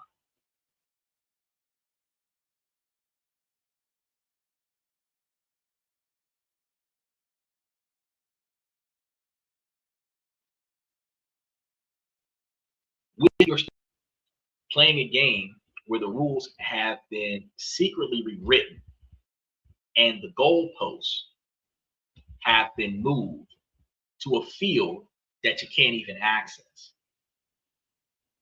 Your hard work isn't a ladder, it's a hamster wheel. The energy they'll gonna have you expending is simply powering a machine that makes someone else rich. Because the more stuff that you accomplish, the same pay puts more profits in the other person's pocket without having to cost them extra money.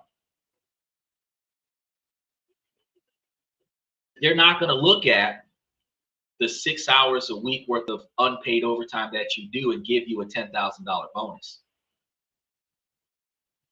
They're going to look at the fact that you got extra work done, call you a valuable employee, tell you thank you. Might spend $10 on an employee of the month poster and placard it up on the wall so that other people in your job can treat you like garbage because they're going to feel like you're brown nosing the boss. Because they're not going to put in that effort. But having your face in a 8x11 picture frame on the wall in the company doesn't pay your rent, right? This feeling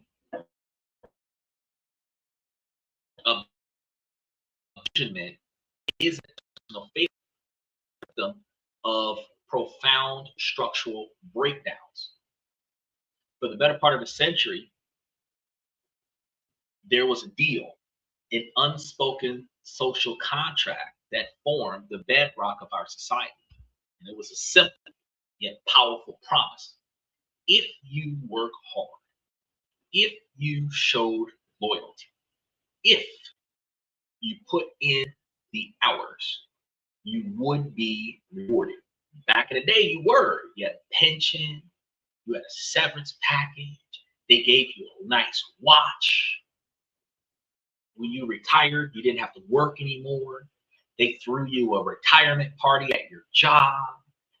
After you stopped working for the company, people that you work with used to come over and visit you if you're still alive, check on your family, make sure that your kids are good. Some jobs even pave the way for your kids. If your kids become second generation involved in the company, they got the fast track in the business. Your diligence back in the day would translate into real, meaningful,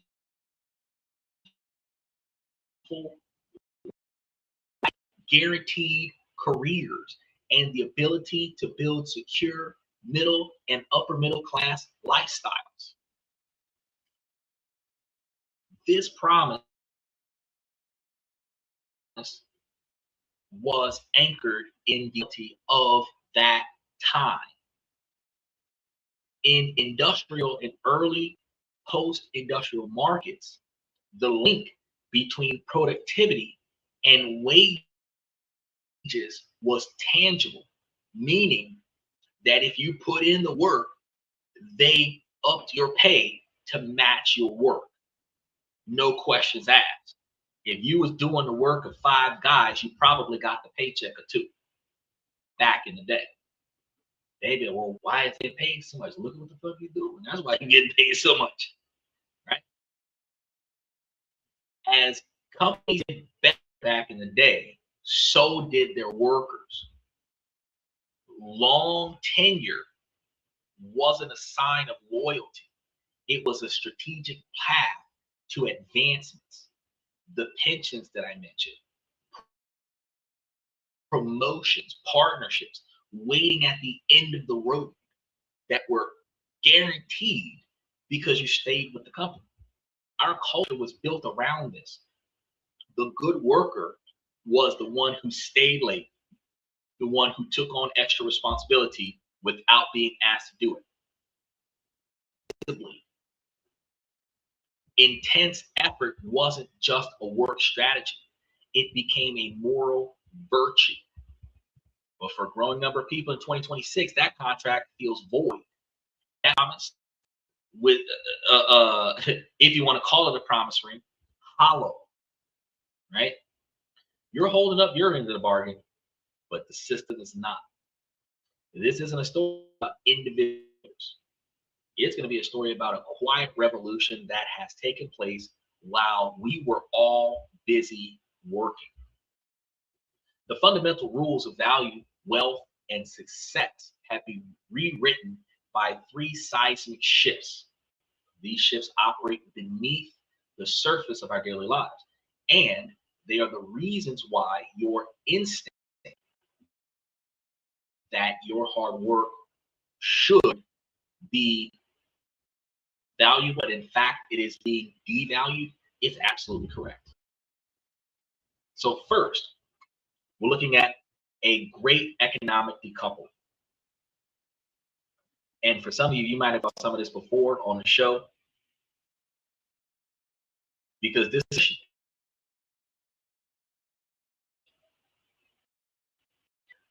their connection, right, between your work and your pay. That isn't the way it used to be, right? That connection between your effort and your flow of money, that's been severed.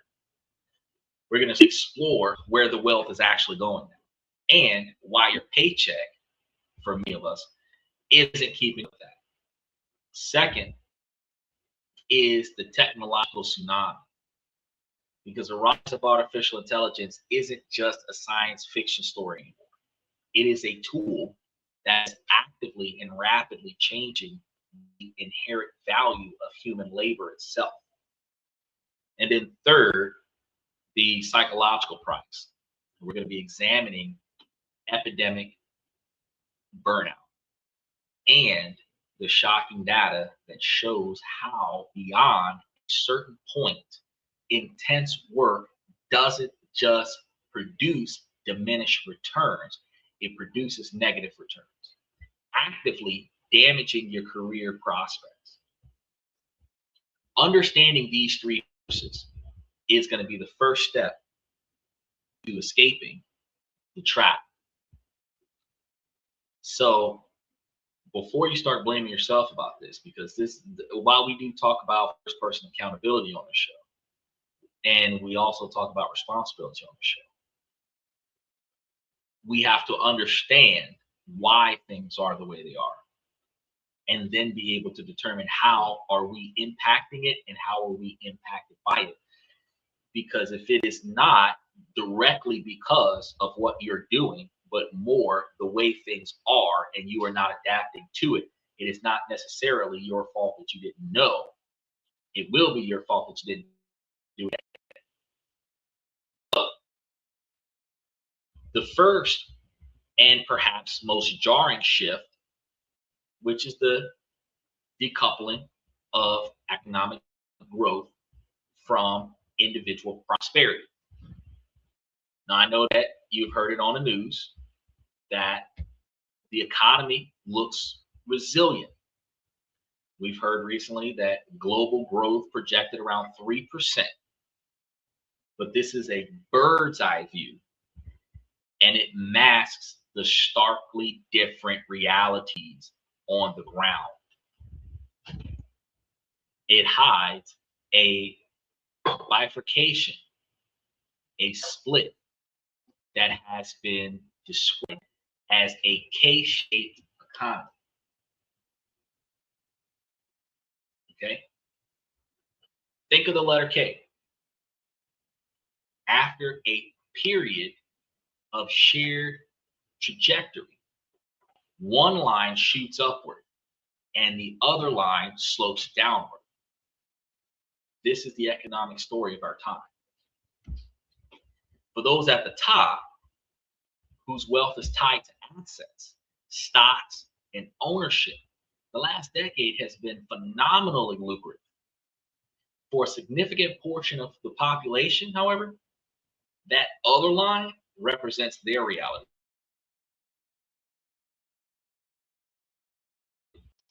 If you guys played Chutes and Ladders, or the game of life, and no matter how you played that game, you always rolled the dice that had you backtracking and starting over and taking longer and longer and longer to reach the finish line.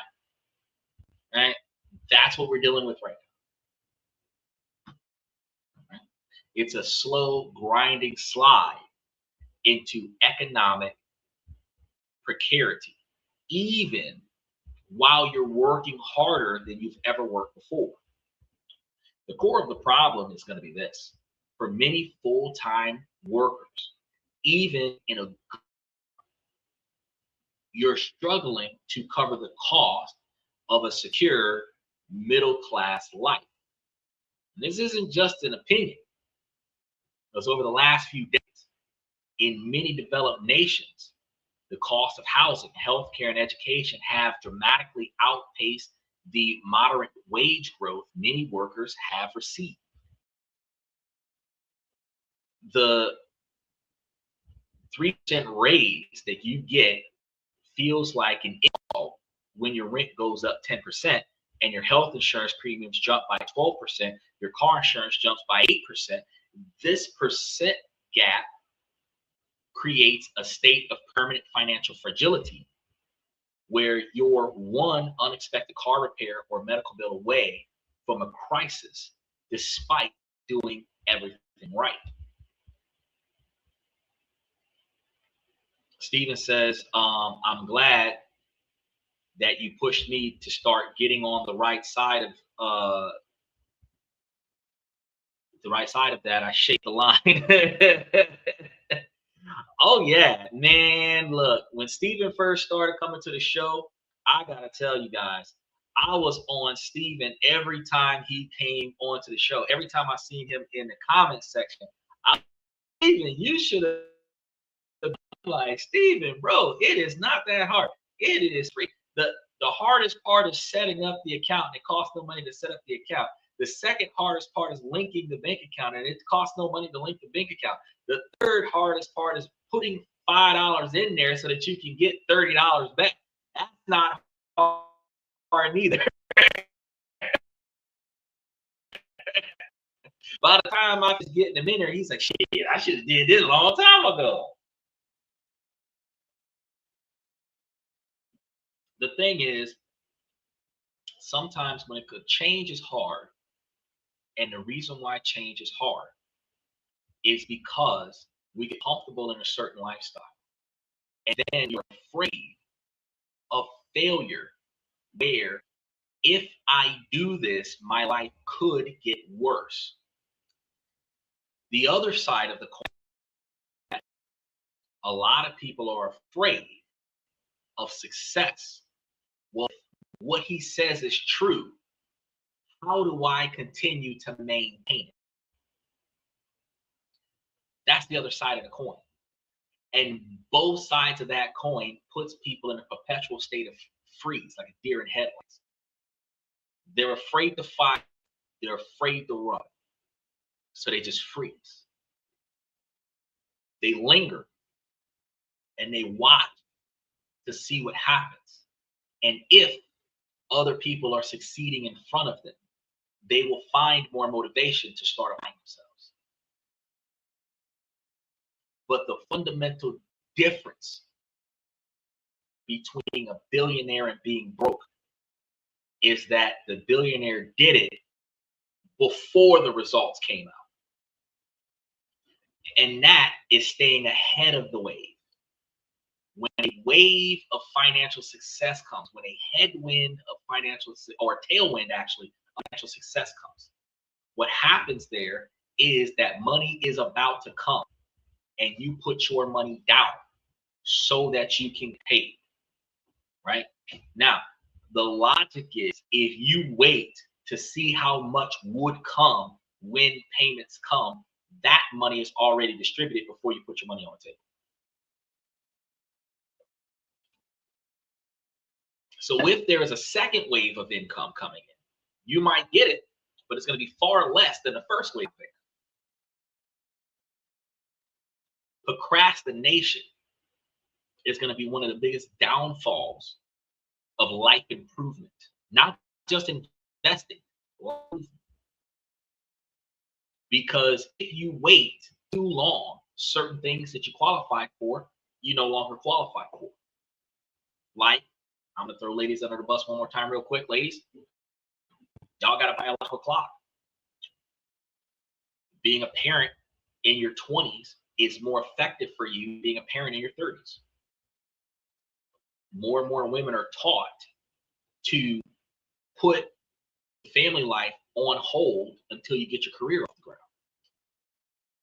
But if you had your kids between 20 and 25, your kids would be 10 to 15, which would be self-sustainable children when you're 35. You can work your career until you're 65, but it starts becoming complicated to start having children after 40. So why not have your kids and put them through college and then chase your career instead of chasing your career and then trying to see if you can get at least one kid between 38 and 41, or trying to fall back on the narrative of adoption, where I have no problem with adoption. Adoption has a problem with people. Why? Because it is a very intensive method where they have to do a deep dive audit of financial stability and your social interactions with your partner, and get all deep down into your relationships just to determine that this household might be good for the kid. And that is before the kid decides if this household is good for you. And you still have to pay for the adoption a lot of the time. Depending on the age of the kid could be the kind of kid that doesn't want to live with you and run away. So after you paid to get the kid, the money is gone and the kid left. It's a lot of stuff. It's a lot of stuff. I encourage adoption whenever possible. There's a lot more to it.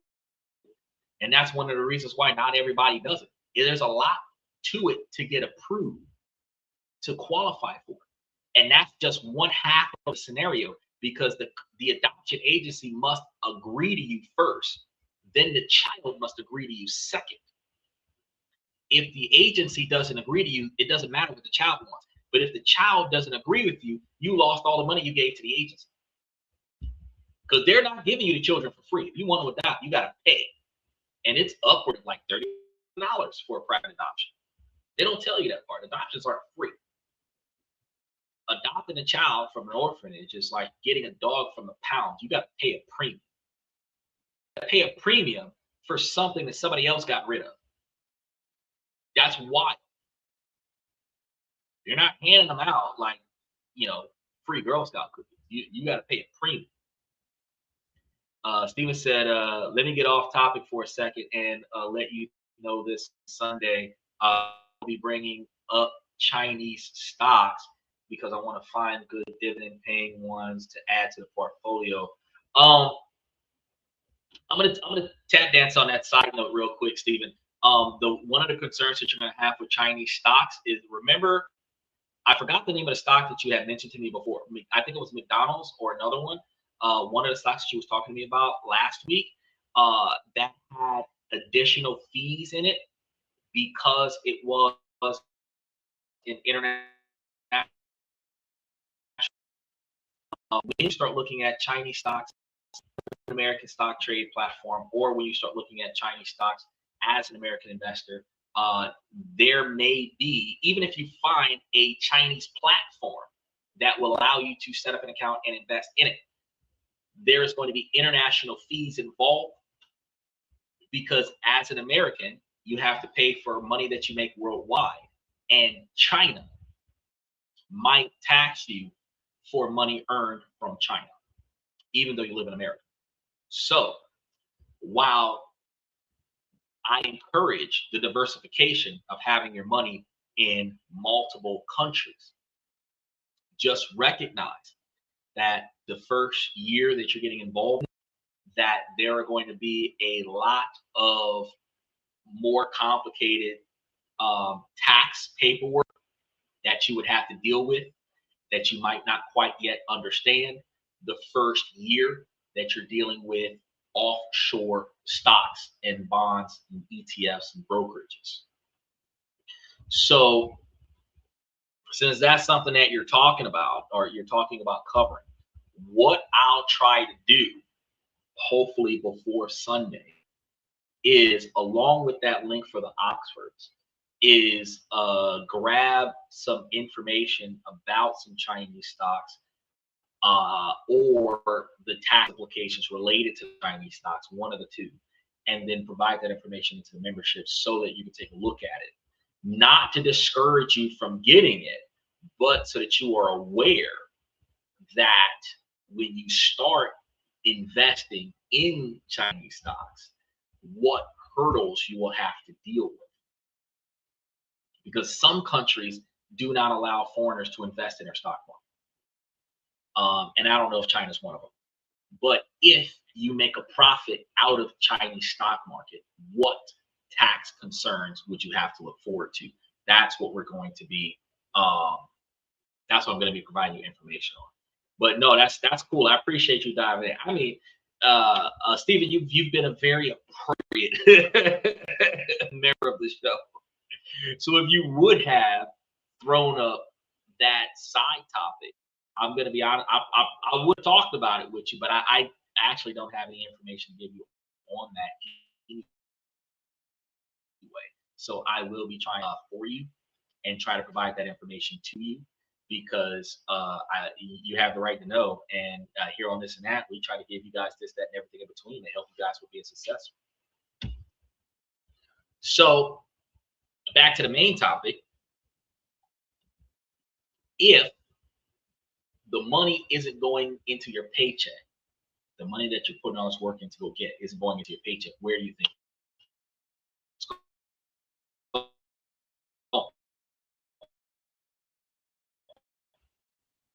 Well, a labor-based economy to an asset-based. For most of the 20th century, the primary way to sell labor for progressively higher prices. Today, you're not going to see that. Explosive wealth generation is happening through the ownership of things that grow on their own, like capital.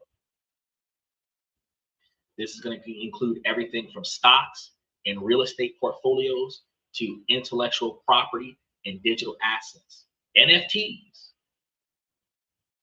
While your income from labor is linear, meaning that per hour you get a specific dollar amount, you're going to trade an hour of your time for a fixed amount of money. The returns on capital can be exponential. An asset can work for you 24 hours a day, compounding in value while you sleep. The productivity gains that technology has a lot is immense because research shows that they are flowing disproportionately to the owners of capital and technology, not to the labor that operates it.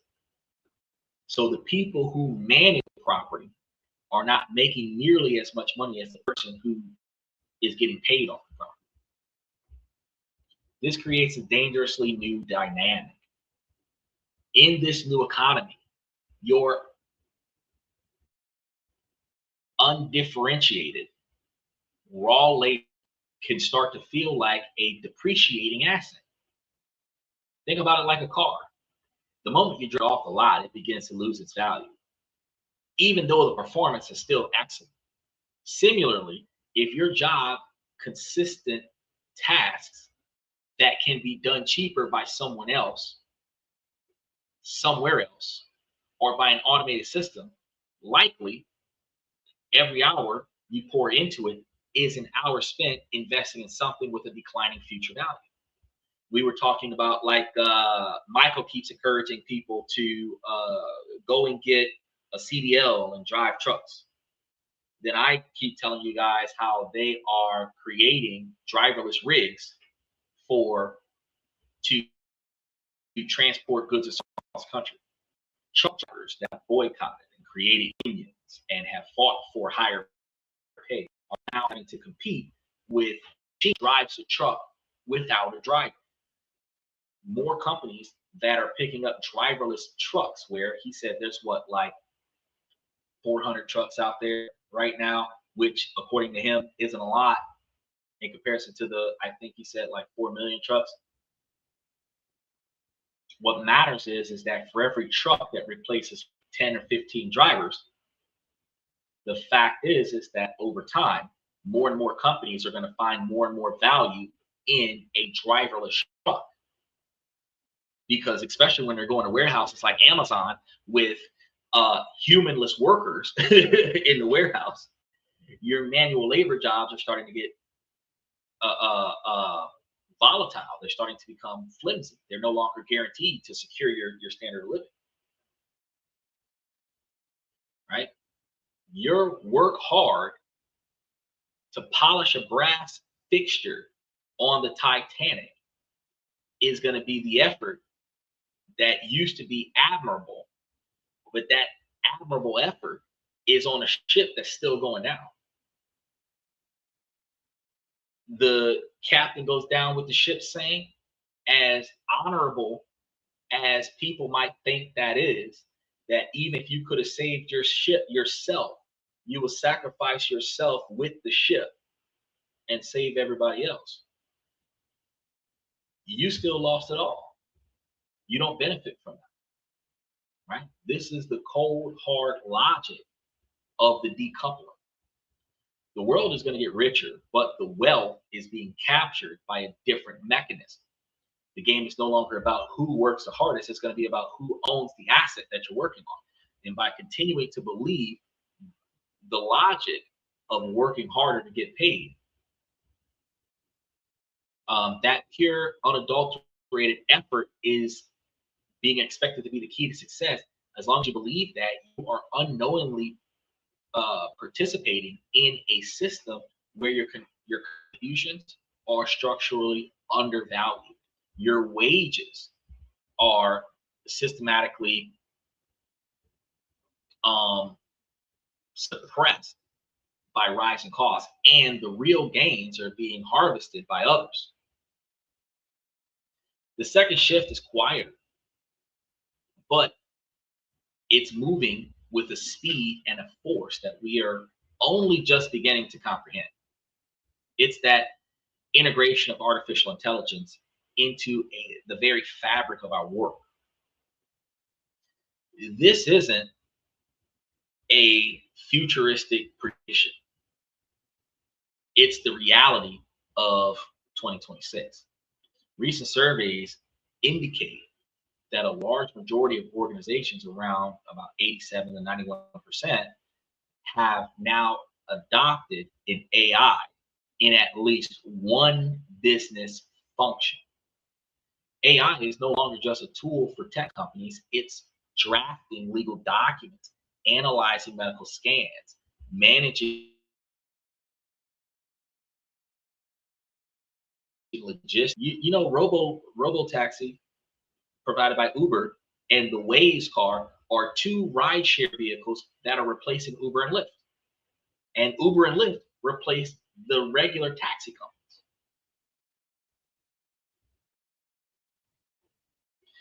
And they're also replacing handling customs inquiries. For decades, the value of knowledgeable workers was tied to their ability to execute tasks. You were paid to analyze the spreadsheet, to write the report, to produce the information. But what happens when a machine can do all those tasks and millions more like that task nearly instantaneously and with virtually zero marginal cost? This brings us to a crucial and uncomfortable economic concept: the declining marginal value of human effort. Think of it this way. If you spend an hour manually creating a summary of a dozen documents, that hour has a certain value. But if an AI can produce more comprehensive summaries in 5 seconds, what is the value of your second hour? And what is it spent doing for the same tasks? What about your 15th hour? The value plummets towards zero. I told you guys before, we had Amazon workers are like $35, $40 an hour. Digitech put automated machines in the warehouse, replaced, I believe, 200,000 workers in Amazon. Each robot is worth $35 a day. That's how much it cost them to put those robots in the warehouse, $35 a day.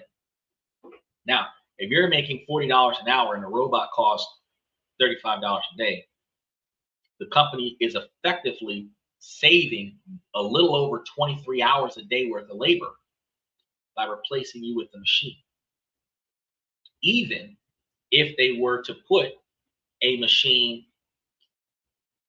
even if they were to put 3 machines in there to replace you, that would be 3 hours worth of labor that they would be getting 24 hours worth of work from, where your 3 hours worth of labor, you would have 5 more hours worth of labor left and still would not have completed 24 hours worth of work.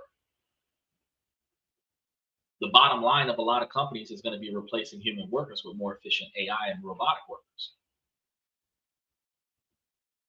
Your hard work, when applied to a task that has been commoditized by technology, yields almost no return. You're competing with a force that doesn't get tired, like Johnny Appleseed, or the guy that was, building the train track and competing against the steam engine. I forgot his name too.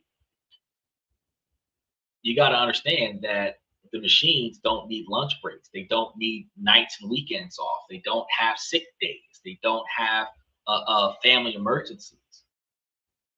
And those machines can be scaled indefinitely. It is a competition that you're guaranteed to lose.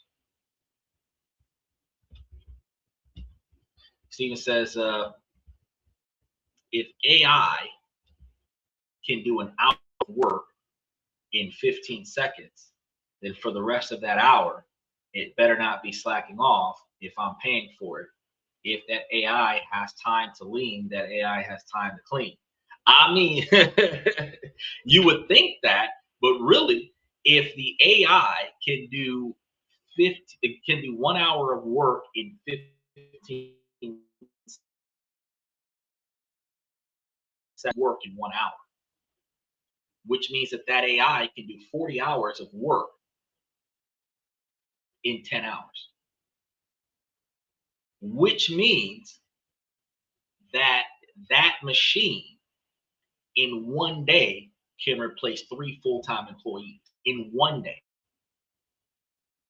Over the course of 7 days, that machine can replace 21 employees on that one task. Now, if you buy 100 machines that do that, 100 machines that can replace 21 employees, now you have just fired 2,100 employees.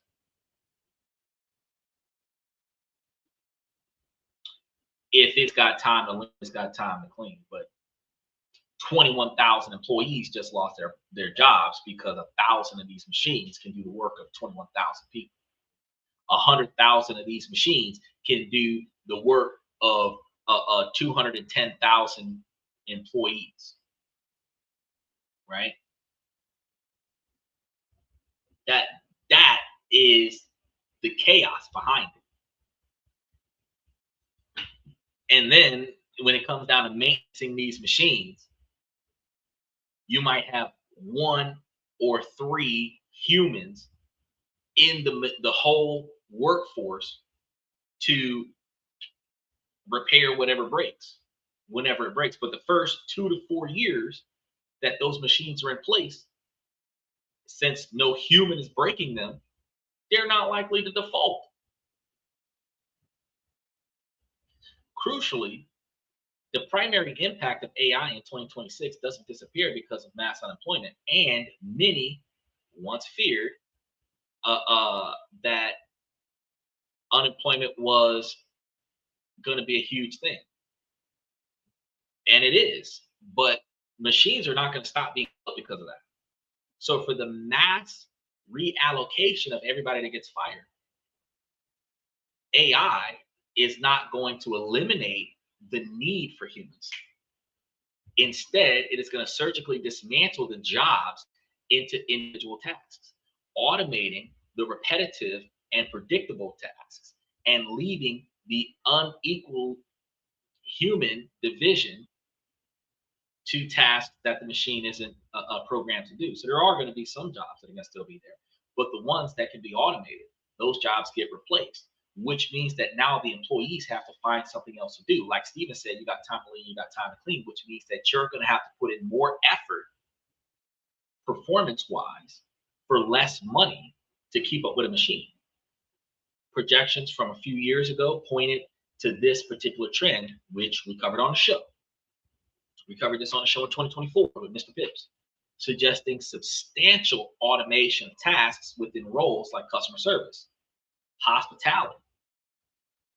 You know, this doesn't necessarily mean that all those agents are going to lose their jobs. It just means that their jobs are being fundamentally reshaped away from simple question and answers and towards complex problem solving, empathy, and relationship management, which are only going to be that way until self-learning AI masters those skill sets. But this creates a new invisible divide in the workforce. This divide isn't between the rich and the poor or the educated versus the uneducated. It's between AI leveraged and the AI ignorant. On the one side, you have workers who have embraced AI as a partner. They use it as a superpower. In turn,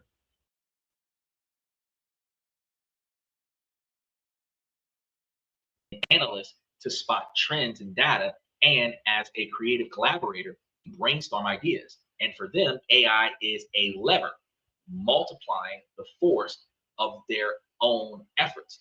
These workers often report higher productivity and greater job security. They are focusing their hard work on the things that machines cannot do: strategy, critical thinking, ethical judgment, and complex communications. On the other side are those who continue to work as they always have, either through choice or the lack of training. They're pouring their energy into tasks that are now low value tasks, right? They are in effect competing directly against automation. And this is a precarious position to be in. The very existence of AI that can perform their tasks creates a ceiling on their wage and puts downward pressure on their roles. So why pay a premium for a human to do something that a machine can do for a fraction of the cost? That's going to be the question in the boardroom when they decide to do budget cuts.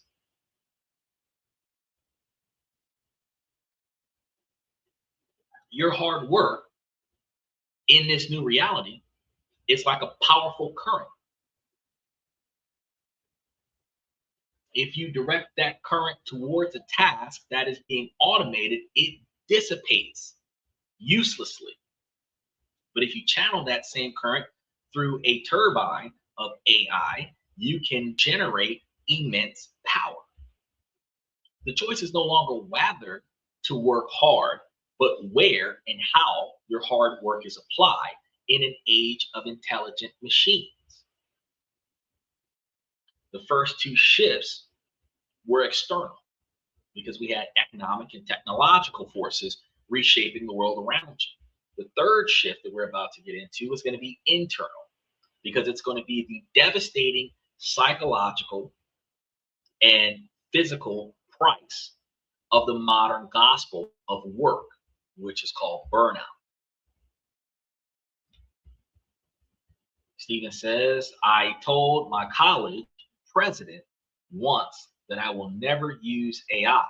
He told me that he will not hire people who do not use AI. That changed my perspective on it.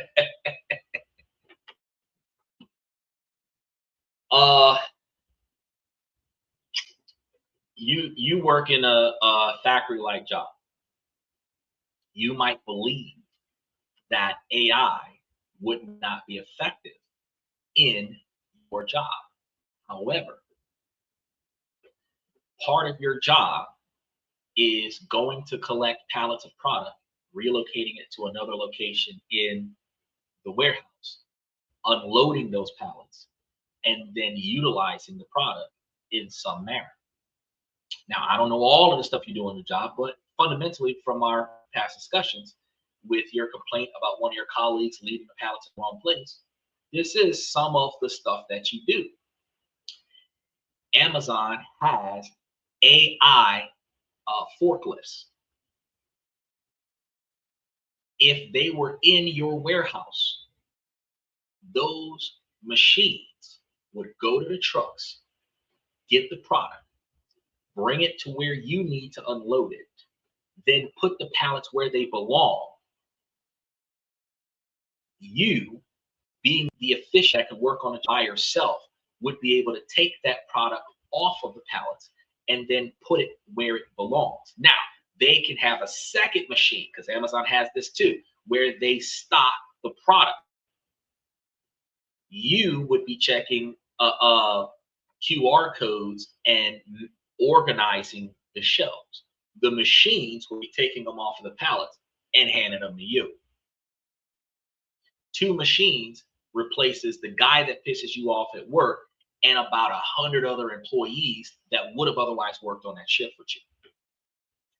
Embracing AI would be you not only learning how to reprogram and maintenance these machines throughout your shift when the machines break down, but also the first generation of machines requires human interaction in order for the self-learning machinery to learn and enhance its task performance. That's a whole job, is interacting with the machine to condition the machine to function the way it was designed. If you're willing to do that job, you've always got a job, because your job is to train the machines so that the machines can replace human workers. So when you originally had that mindset, yeah, I'm not gonna learn, bro, I told myself before I started this podcast, when I used to do affiliate marketing with creating blogs, I told myself that I would not waste the money on an AI to aid me in generating my concepts. And now I've got Opus Clip doing video shorts, and I've got vidIQ providing the SEOs for the podcast and all of the scripts for the podcast, and Perplexity aiding me in generating all of the detailed information in order for me to bring it to vidIQ so that I can provide the scripts, proofread them, re-enhance them, and then produce them to you guys. So I actually went from not liking AI to having 4 AI function my podcast, which would replace 10 humans on my podcast at the very least, if not 20, right? A lot of us are starting to see the value in AI, where recognizing that exact dynamic, a lot of us understand the lack of value in human performance. We have been conditioned to see exhaustion as a badge of honor back in the day. You ain't did a hard day's work, which is why a lot of people don't value podcasters. They don't value content creators, because it is not a physically strenuous job. It's a mentally strenuous thing, not a physical strenuous thing. We used to brag about how little sleep we get. Y'all remember, what was that? I can't remember the artist, 3 6 Mafia or somebody. Your boy said, I got 6 jobs. I don't get tired. Y'all know that song. I got 6 jobs. I don't get tired, right? I don't get tired. Think about that. Do you know how hard you got to work to have 6 jobs that you work every week? That means that you are fundamentally guaranteed to be working 2 shifts 7 days a week. Kevin Gates, thank you. Kevin Gates. Kevin Gates also said recession proof. But think about that. It made absolutely no sense. We got brainwashed off of stuff like that, because after Kevin Gates, we had Rick Ross with Hustle. every time hustling. All it is putting in so much effort that you're burnt out to make just enough money to take care of mom. It wasn't about becoming a billionaire. It wasn't about getting rich. It was partially about taking all the money that I earned and spending it on having a good time before I started thinking about paying my bills. Because remember Cash Money Millionaires? I got paid. I got a Escalade with no gas in the tank, but all drinks on me. Gator boots with the Gucci shoes. I ain't got no job, but I stay fly. Look, I can't pay my rent because all my money spent. To see the lyrics of these songs, like, look, get out there, bust your butt, work all day, all night, all week long, and then on the weekend, blow all that money on having fun. Nowhere in there was be responsible. It was grind mentality to party, which we had a whole generation of work hard, party harder, YOLO.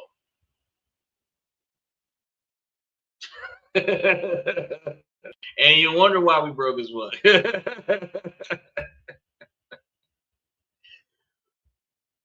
We would see a packed schedule as a sign of importance. I never had free time. I gotta go to work. I gotta go to work. I gotta go to work. But the data is now undeniable.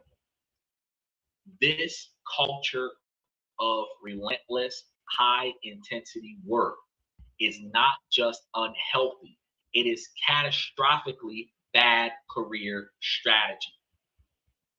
Recent studies have painted an alarming picture. Depending on how it's defined, the percentage of workers experiencing burnout are at risk for at least a unsurmountable, staggeringly high quantity of burnout, where some surveys in the United States are showing that 60 to 80% of people are experiencing burnout. Burnout is when you just, you understand, either physical burnout or mental burnout, you just can't do anything. This is the moment where you just fall out, whether you fall out on the job or you fall out at the house and can't get up and go to the job. Those are those unexpected days off, unpaid days off. That's the streak of perfect attendance that got broken, right? That's the hospitalization with unexpected medical bills. That's the fatigue, the dehydration. That's the catastrophic failure in body function. It's a silent epidemic that is fueled by the always on call culture of digital communication and the misguided belief that more effort always equals more success. The cost is immense. With burnout related productivity, there's going to be a lot of losses that is estimated to be in the hundreds of billions of dollars annually. A critical distinction has emerged in the research that you need to understand. The biggest predictor of negative career outcomes isn't simple working long hours.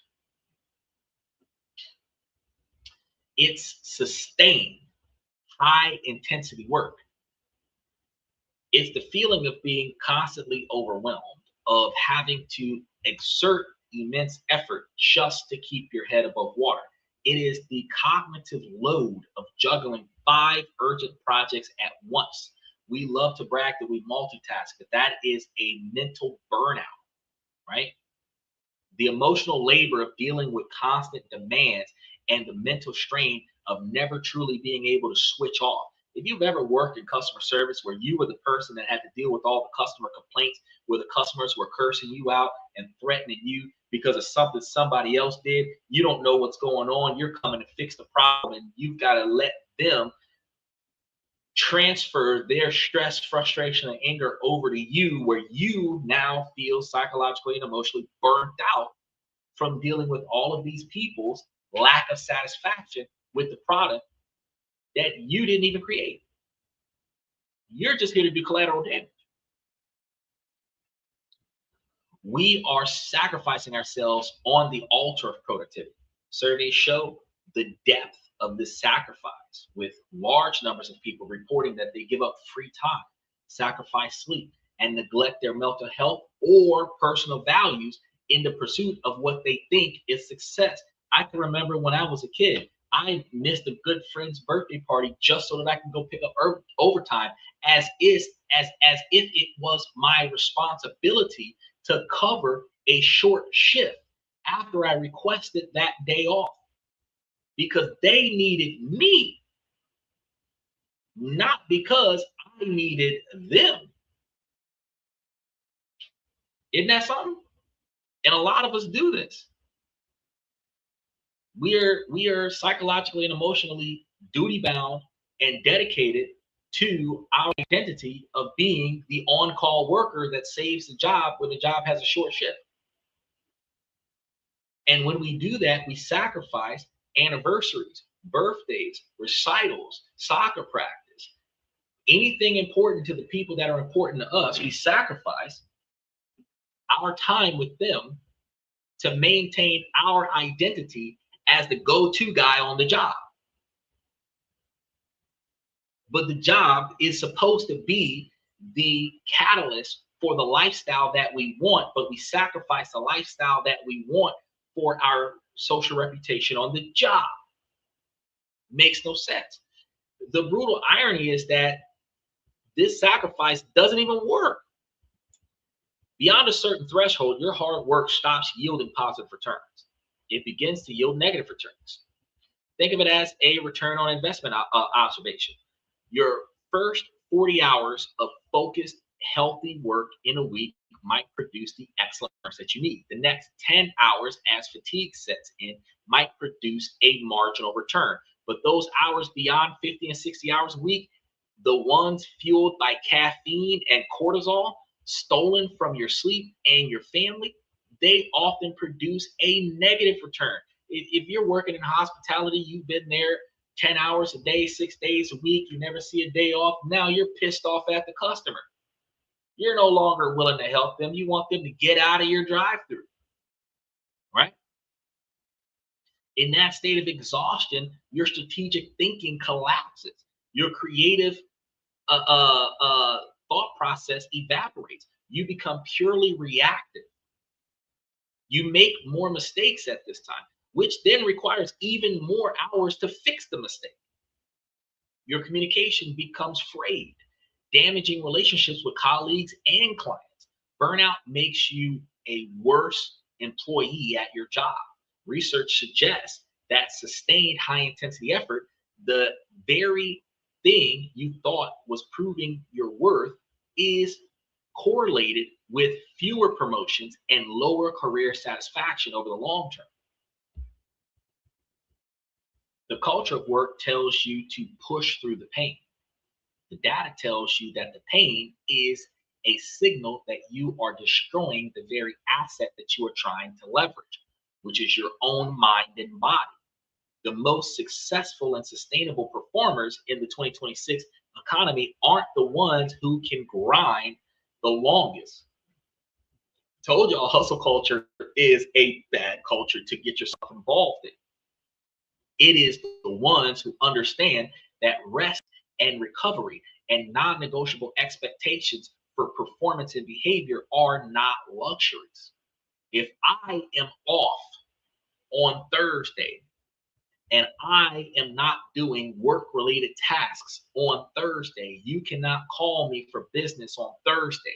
But if I am off on Thursday and you call on a non-Thursday, where a non-Thursday is business-only calls, I am not talking to you because I made it clear to you that I would deal with that stuff on Thursday.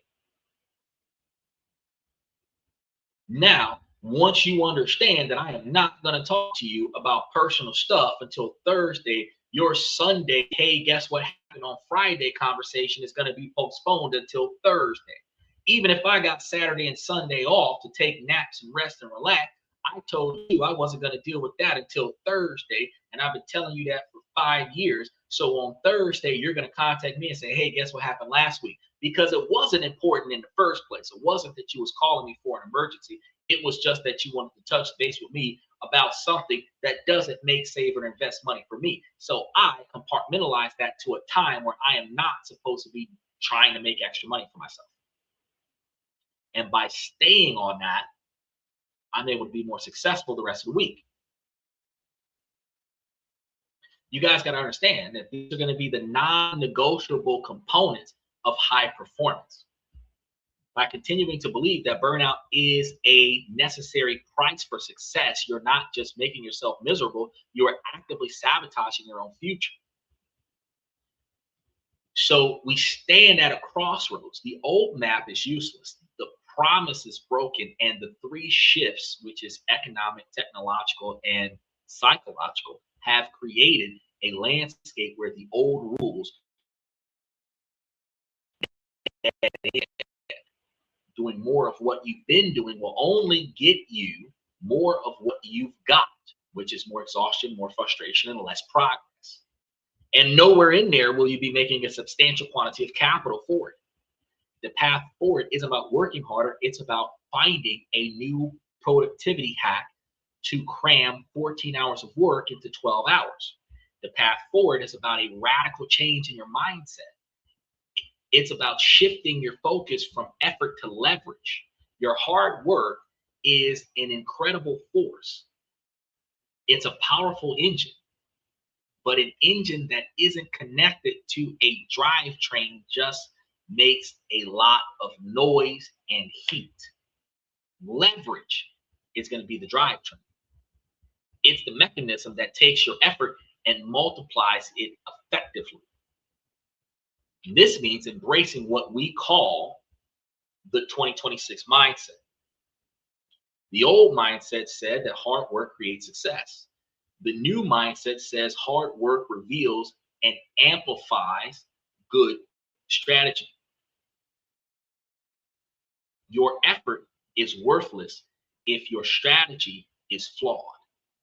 Working 80 hours a week is a dying industry and is like trying to swim upstream in a raging river. The first and most important work is to think strategically about where you're applying your energy. And you just seen, we were on a show over the past month talking about the 32-hour work week that Congress is trying to pass. Why are you trying to work 60 hours a week right now if the United States government believes that you should be working 32?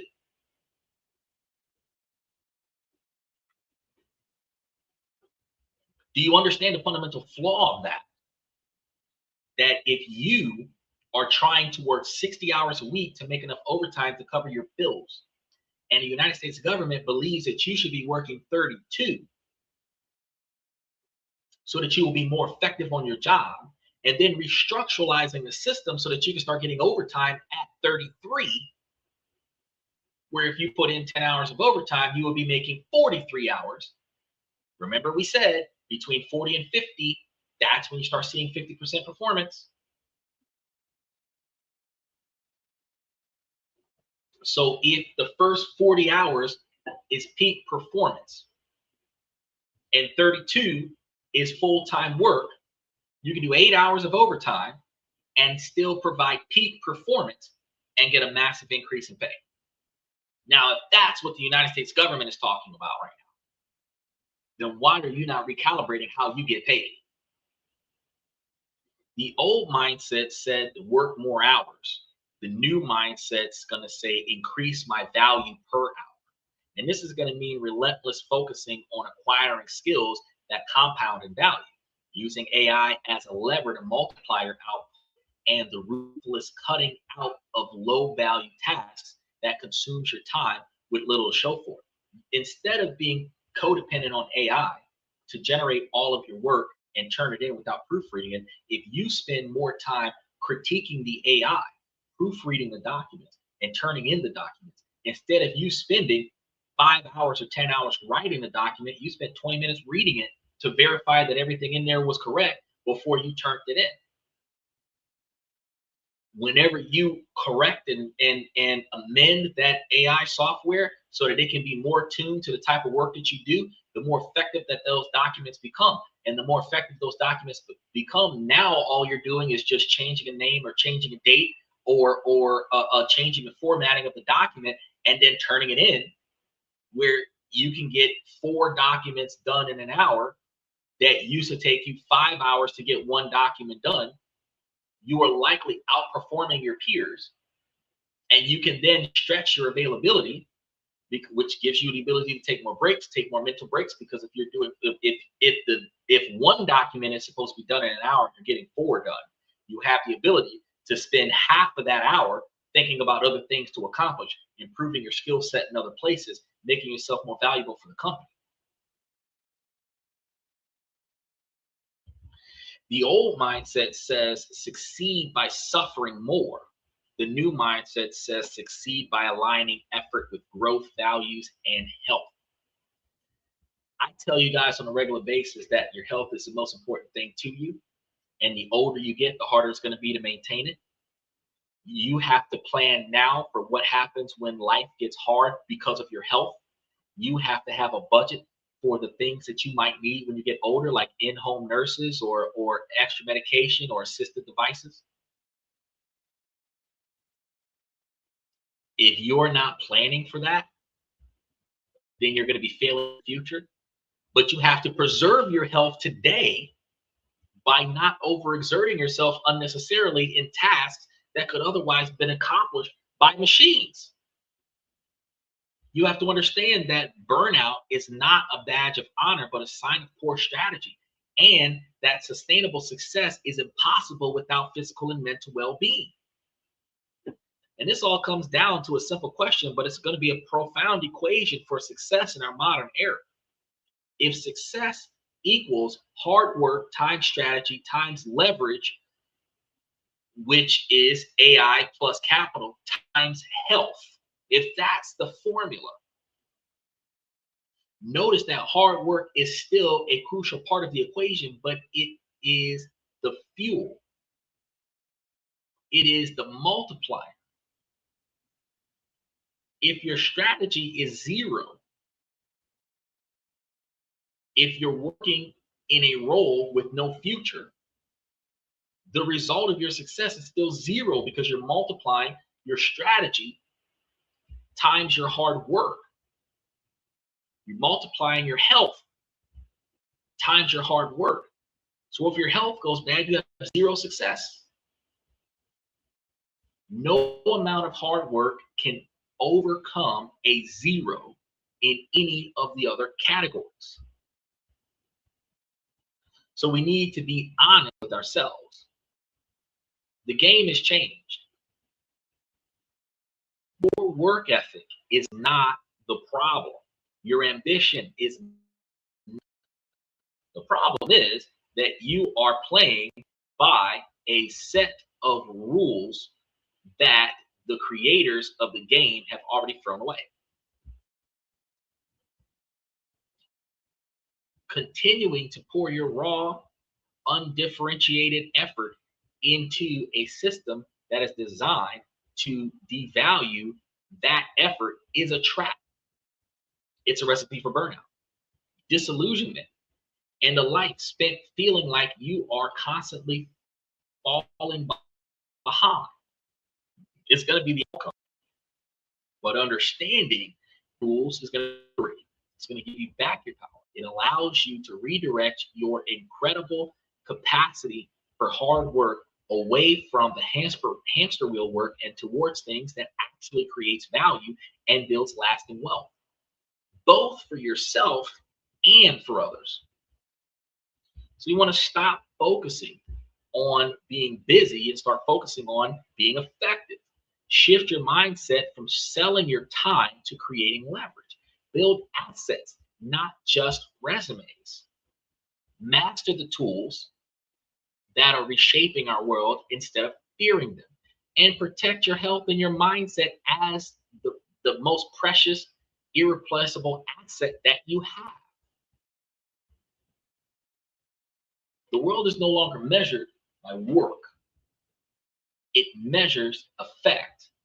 You want to stop selling your work, start creating an effect.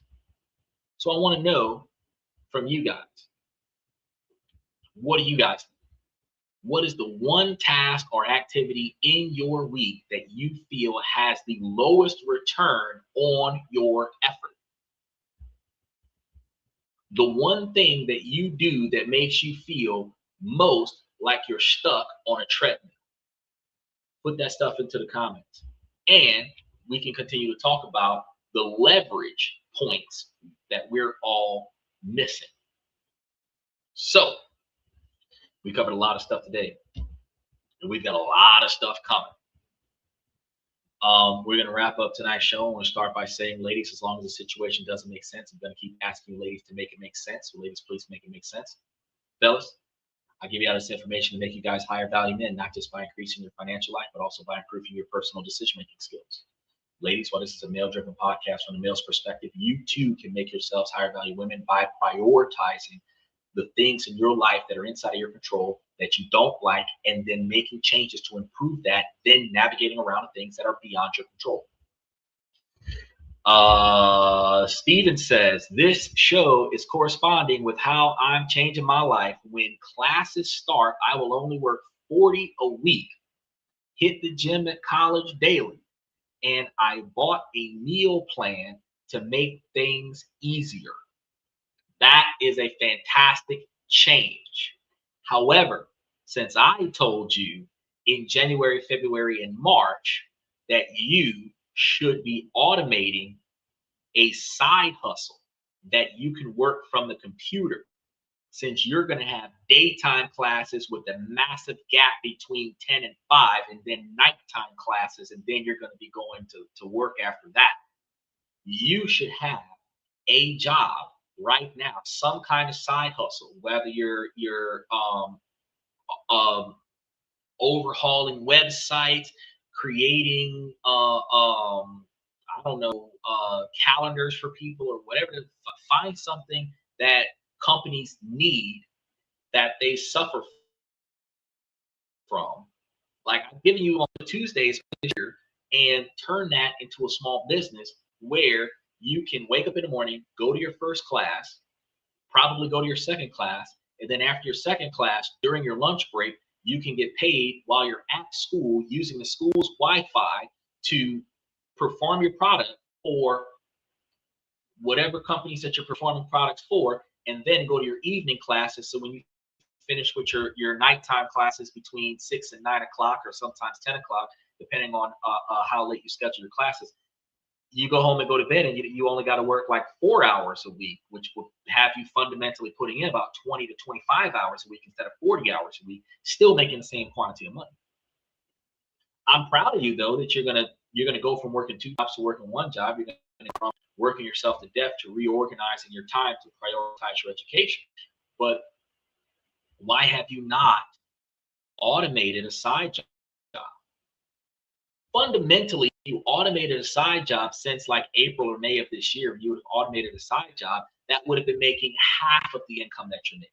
What you would have ultimately been able to do is, instead of working 40 hours a week on this job, you would work 20 hours a week on this job. You would work 5 hours or 10 hours a week on the daytime working off the computer, where you'll be able to subsidize the rest of your money from your computer, where you might actually just quit your job because you're making enough money off of your computer by the end of this semester, so that come spring term, you are self-employed.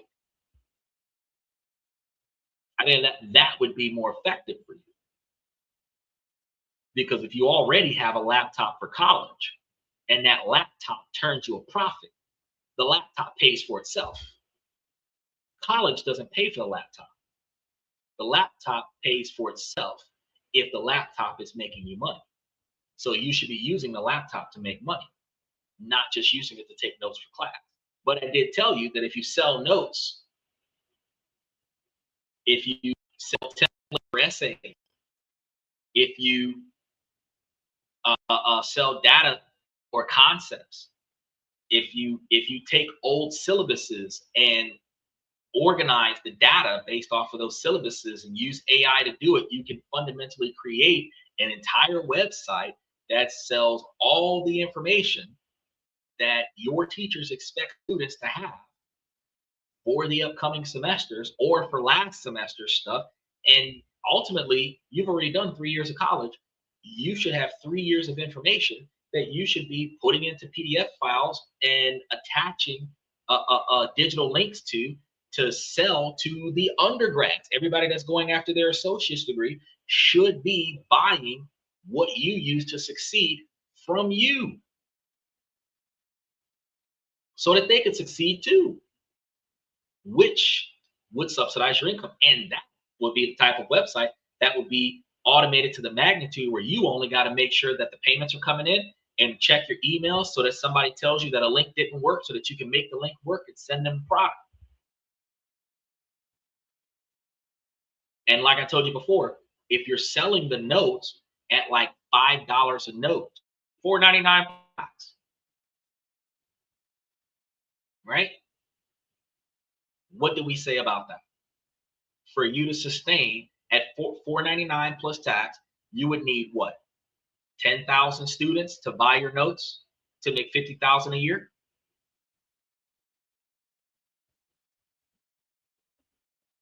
And that's 10,000 students out of your old school probably had a few 100,000 students. It's less than 10% of the population to buy the notes from your class, especially students who take bad notes or miss class, and you have that set up there. And if you're doing it for your old school and you're doing it for your new school, you can be adding stuff to this website for both colleges. You can start looking into other colleges and looking at other curriculums and getting syllabuses from your friends and other people in your school. And hey, what's the syllabus for your class? Scan a copy of it, give it back to them, because they're not going to give a shit. They don't know what you're going to do with it. You just want the syllabus. But when you get the syllabus and then you create the notes for different teachers' syllabuses, guess what you've got now? You've got a massive data bank of already pre-constructed notes for the upcoming semester, which is legal because you're not selling tests, you're not selling answers, you're selling the study guides that will be needed to excel in the class. And if all you needed was 10,000 students across 2 universities, where you got almost 1 million students between 2 universities that you can get to, and all you needed was 10,000 students, that's less than 1%. Drop in a bucket. And nobody's doing this right now. Nobody's doing this. You see, when you Google online certain assignments, you see teachers that are putting these handouts up there for free as aids to other teachers so that teachers can teach. You can sell the information to students so that they can pass. That's a whole career shift, bro. You can find yourself in a situation where you're making more money going to school, getting information to sell knowledge to other students so that the students can go to college and make something out of themselves, and you can stay at home and get paid for them getting information from you. Your whole life might change depending on how well you advertise it, right? But I am proud of you for being able to change from grinding to rethinking about your future. But one of the things that you have to do, Stephen, that and it's not your fault, it's just something that I haven't pressured you to do yet, is that you got to buy back your time. And buying back your time requires you to stop putting a dollar price to the quantity of hours that you're going to be present to get paid. You need to change your mindset to have things set up to where you are getting paid without having to show up, so that your money is still coming in, but your time is reallocated to things that are more valuable to you, like your degree. Because if you're getting paid to go to school without having to utilize student loans, you can use those student loans to invest in a brokerage account that can make more money for you than the interest rates on the student loans, and not have to live off those student loans, and not have to experience the physical and mental strain of working that job after the physical and mental strain of studying in class. So start trying to map out ways to buy back your time. Gonna be honest with you. Once you start putting that together, you're gonna find yourself in a world of possibilities that you never thought possible. You just look at each one of the PDFs that I've dropped over the last 30 days. I have dropped 45 PDFs into the membership, maybe more. If I was selling those link for link for each person that clicked on it, paid to get it, it's a strong possibility that I could have been making a lot of money off of publicizing this information. This is the information that you see in the membership is not seen by everybody. It is exclusive to the people that see it in the membership. But if I publicize that information and put it up for sale, I would likely turn over a whole different kind of revenue. Self-help books, do-it-yourself content, that kind of stuff is gold.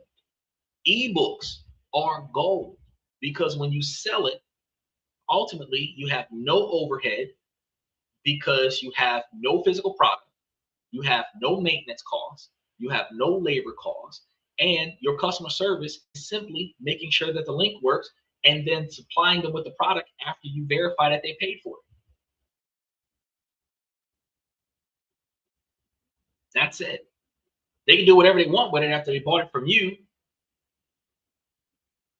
But if this is a thing where you create the content, put it onto a squeeze page website that's got a payment source with a link accessible to it, sell it to the customer, and then the customer gets it.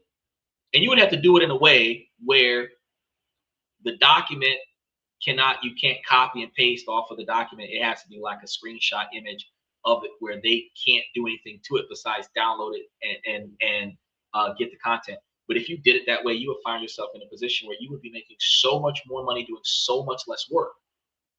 It doesn't necessarily have to make you a millionaire overnight, but over the next 3 years, you should be able to make $75,000 over the next 3 years, which should subsidize your 40-hour-a-week job to bring your 40-hour-a-week job down to a 25-hour-a-week job where you can start working part-time and start making more money from the computer, which frees up more time to do one of two things: either study for school or think of other ways to make money for you. Remember, I told you guys that I wouldn't be giving my kids an allowance to live. I wouldn't give my kids an allowance to help out. I wouldn't give my kids an allowance just to show up. That they would have to think of ways that I can financially benefit from their ideas.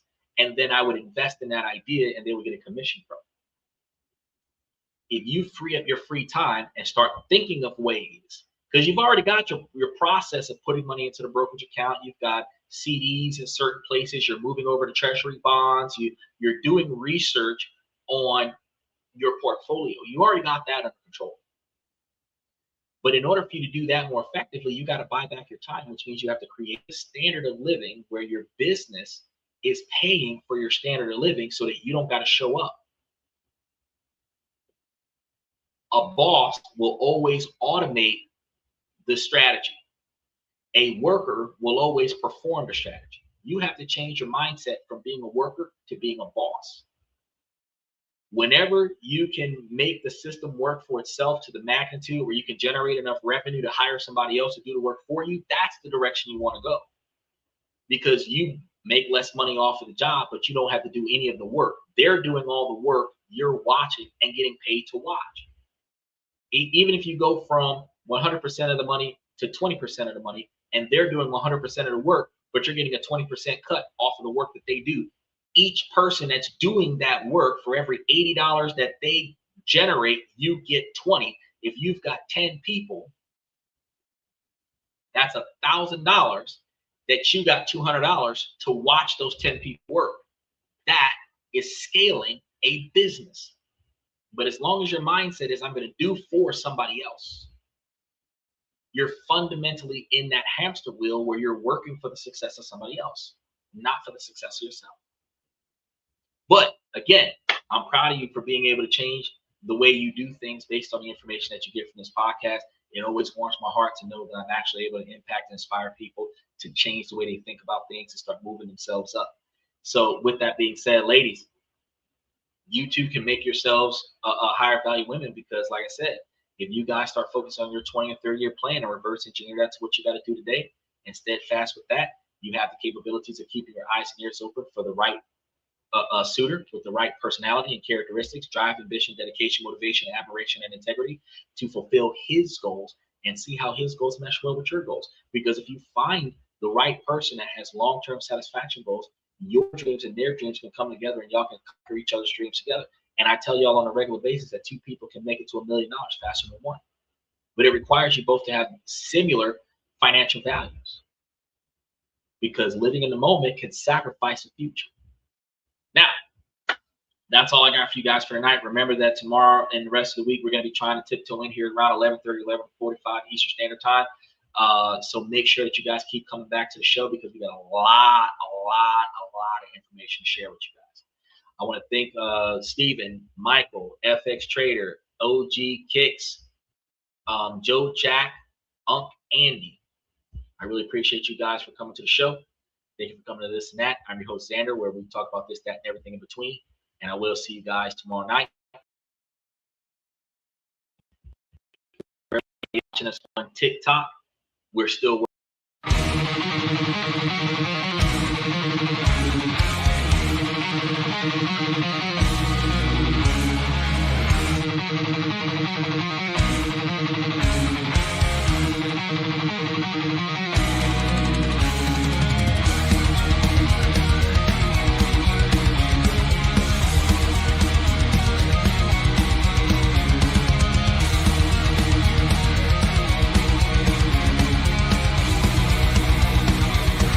higher ground.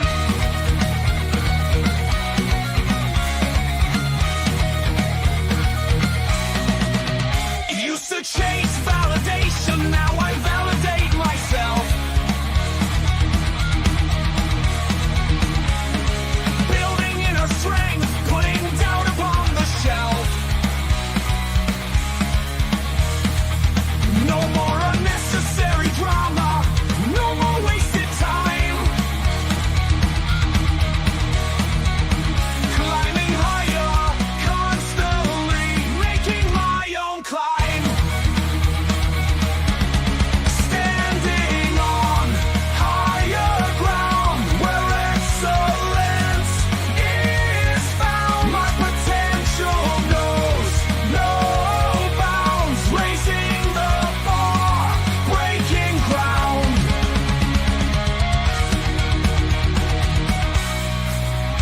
My network is my net worth.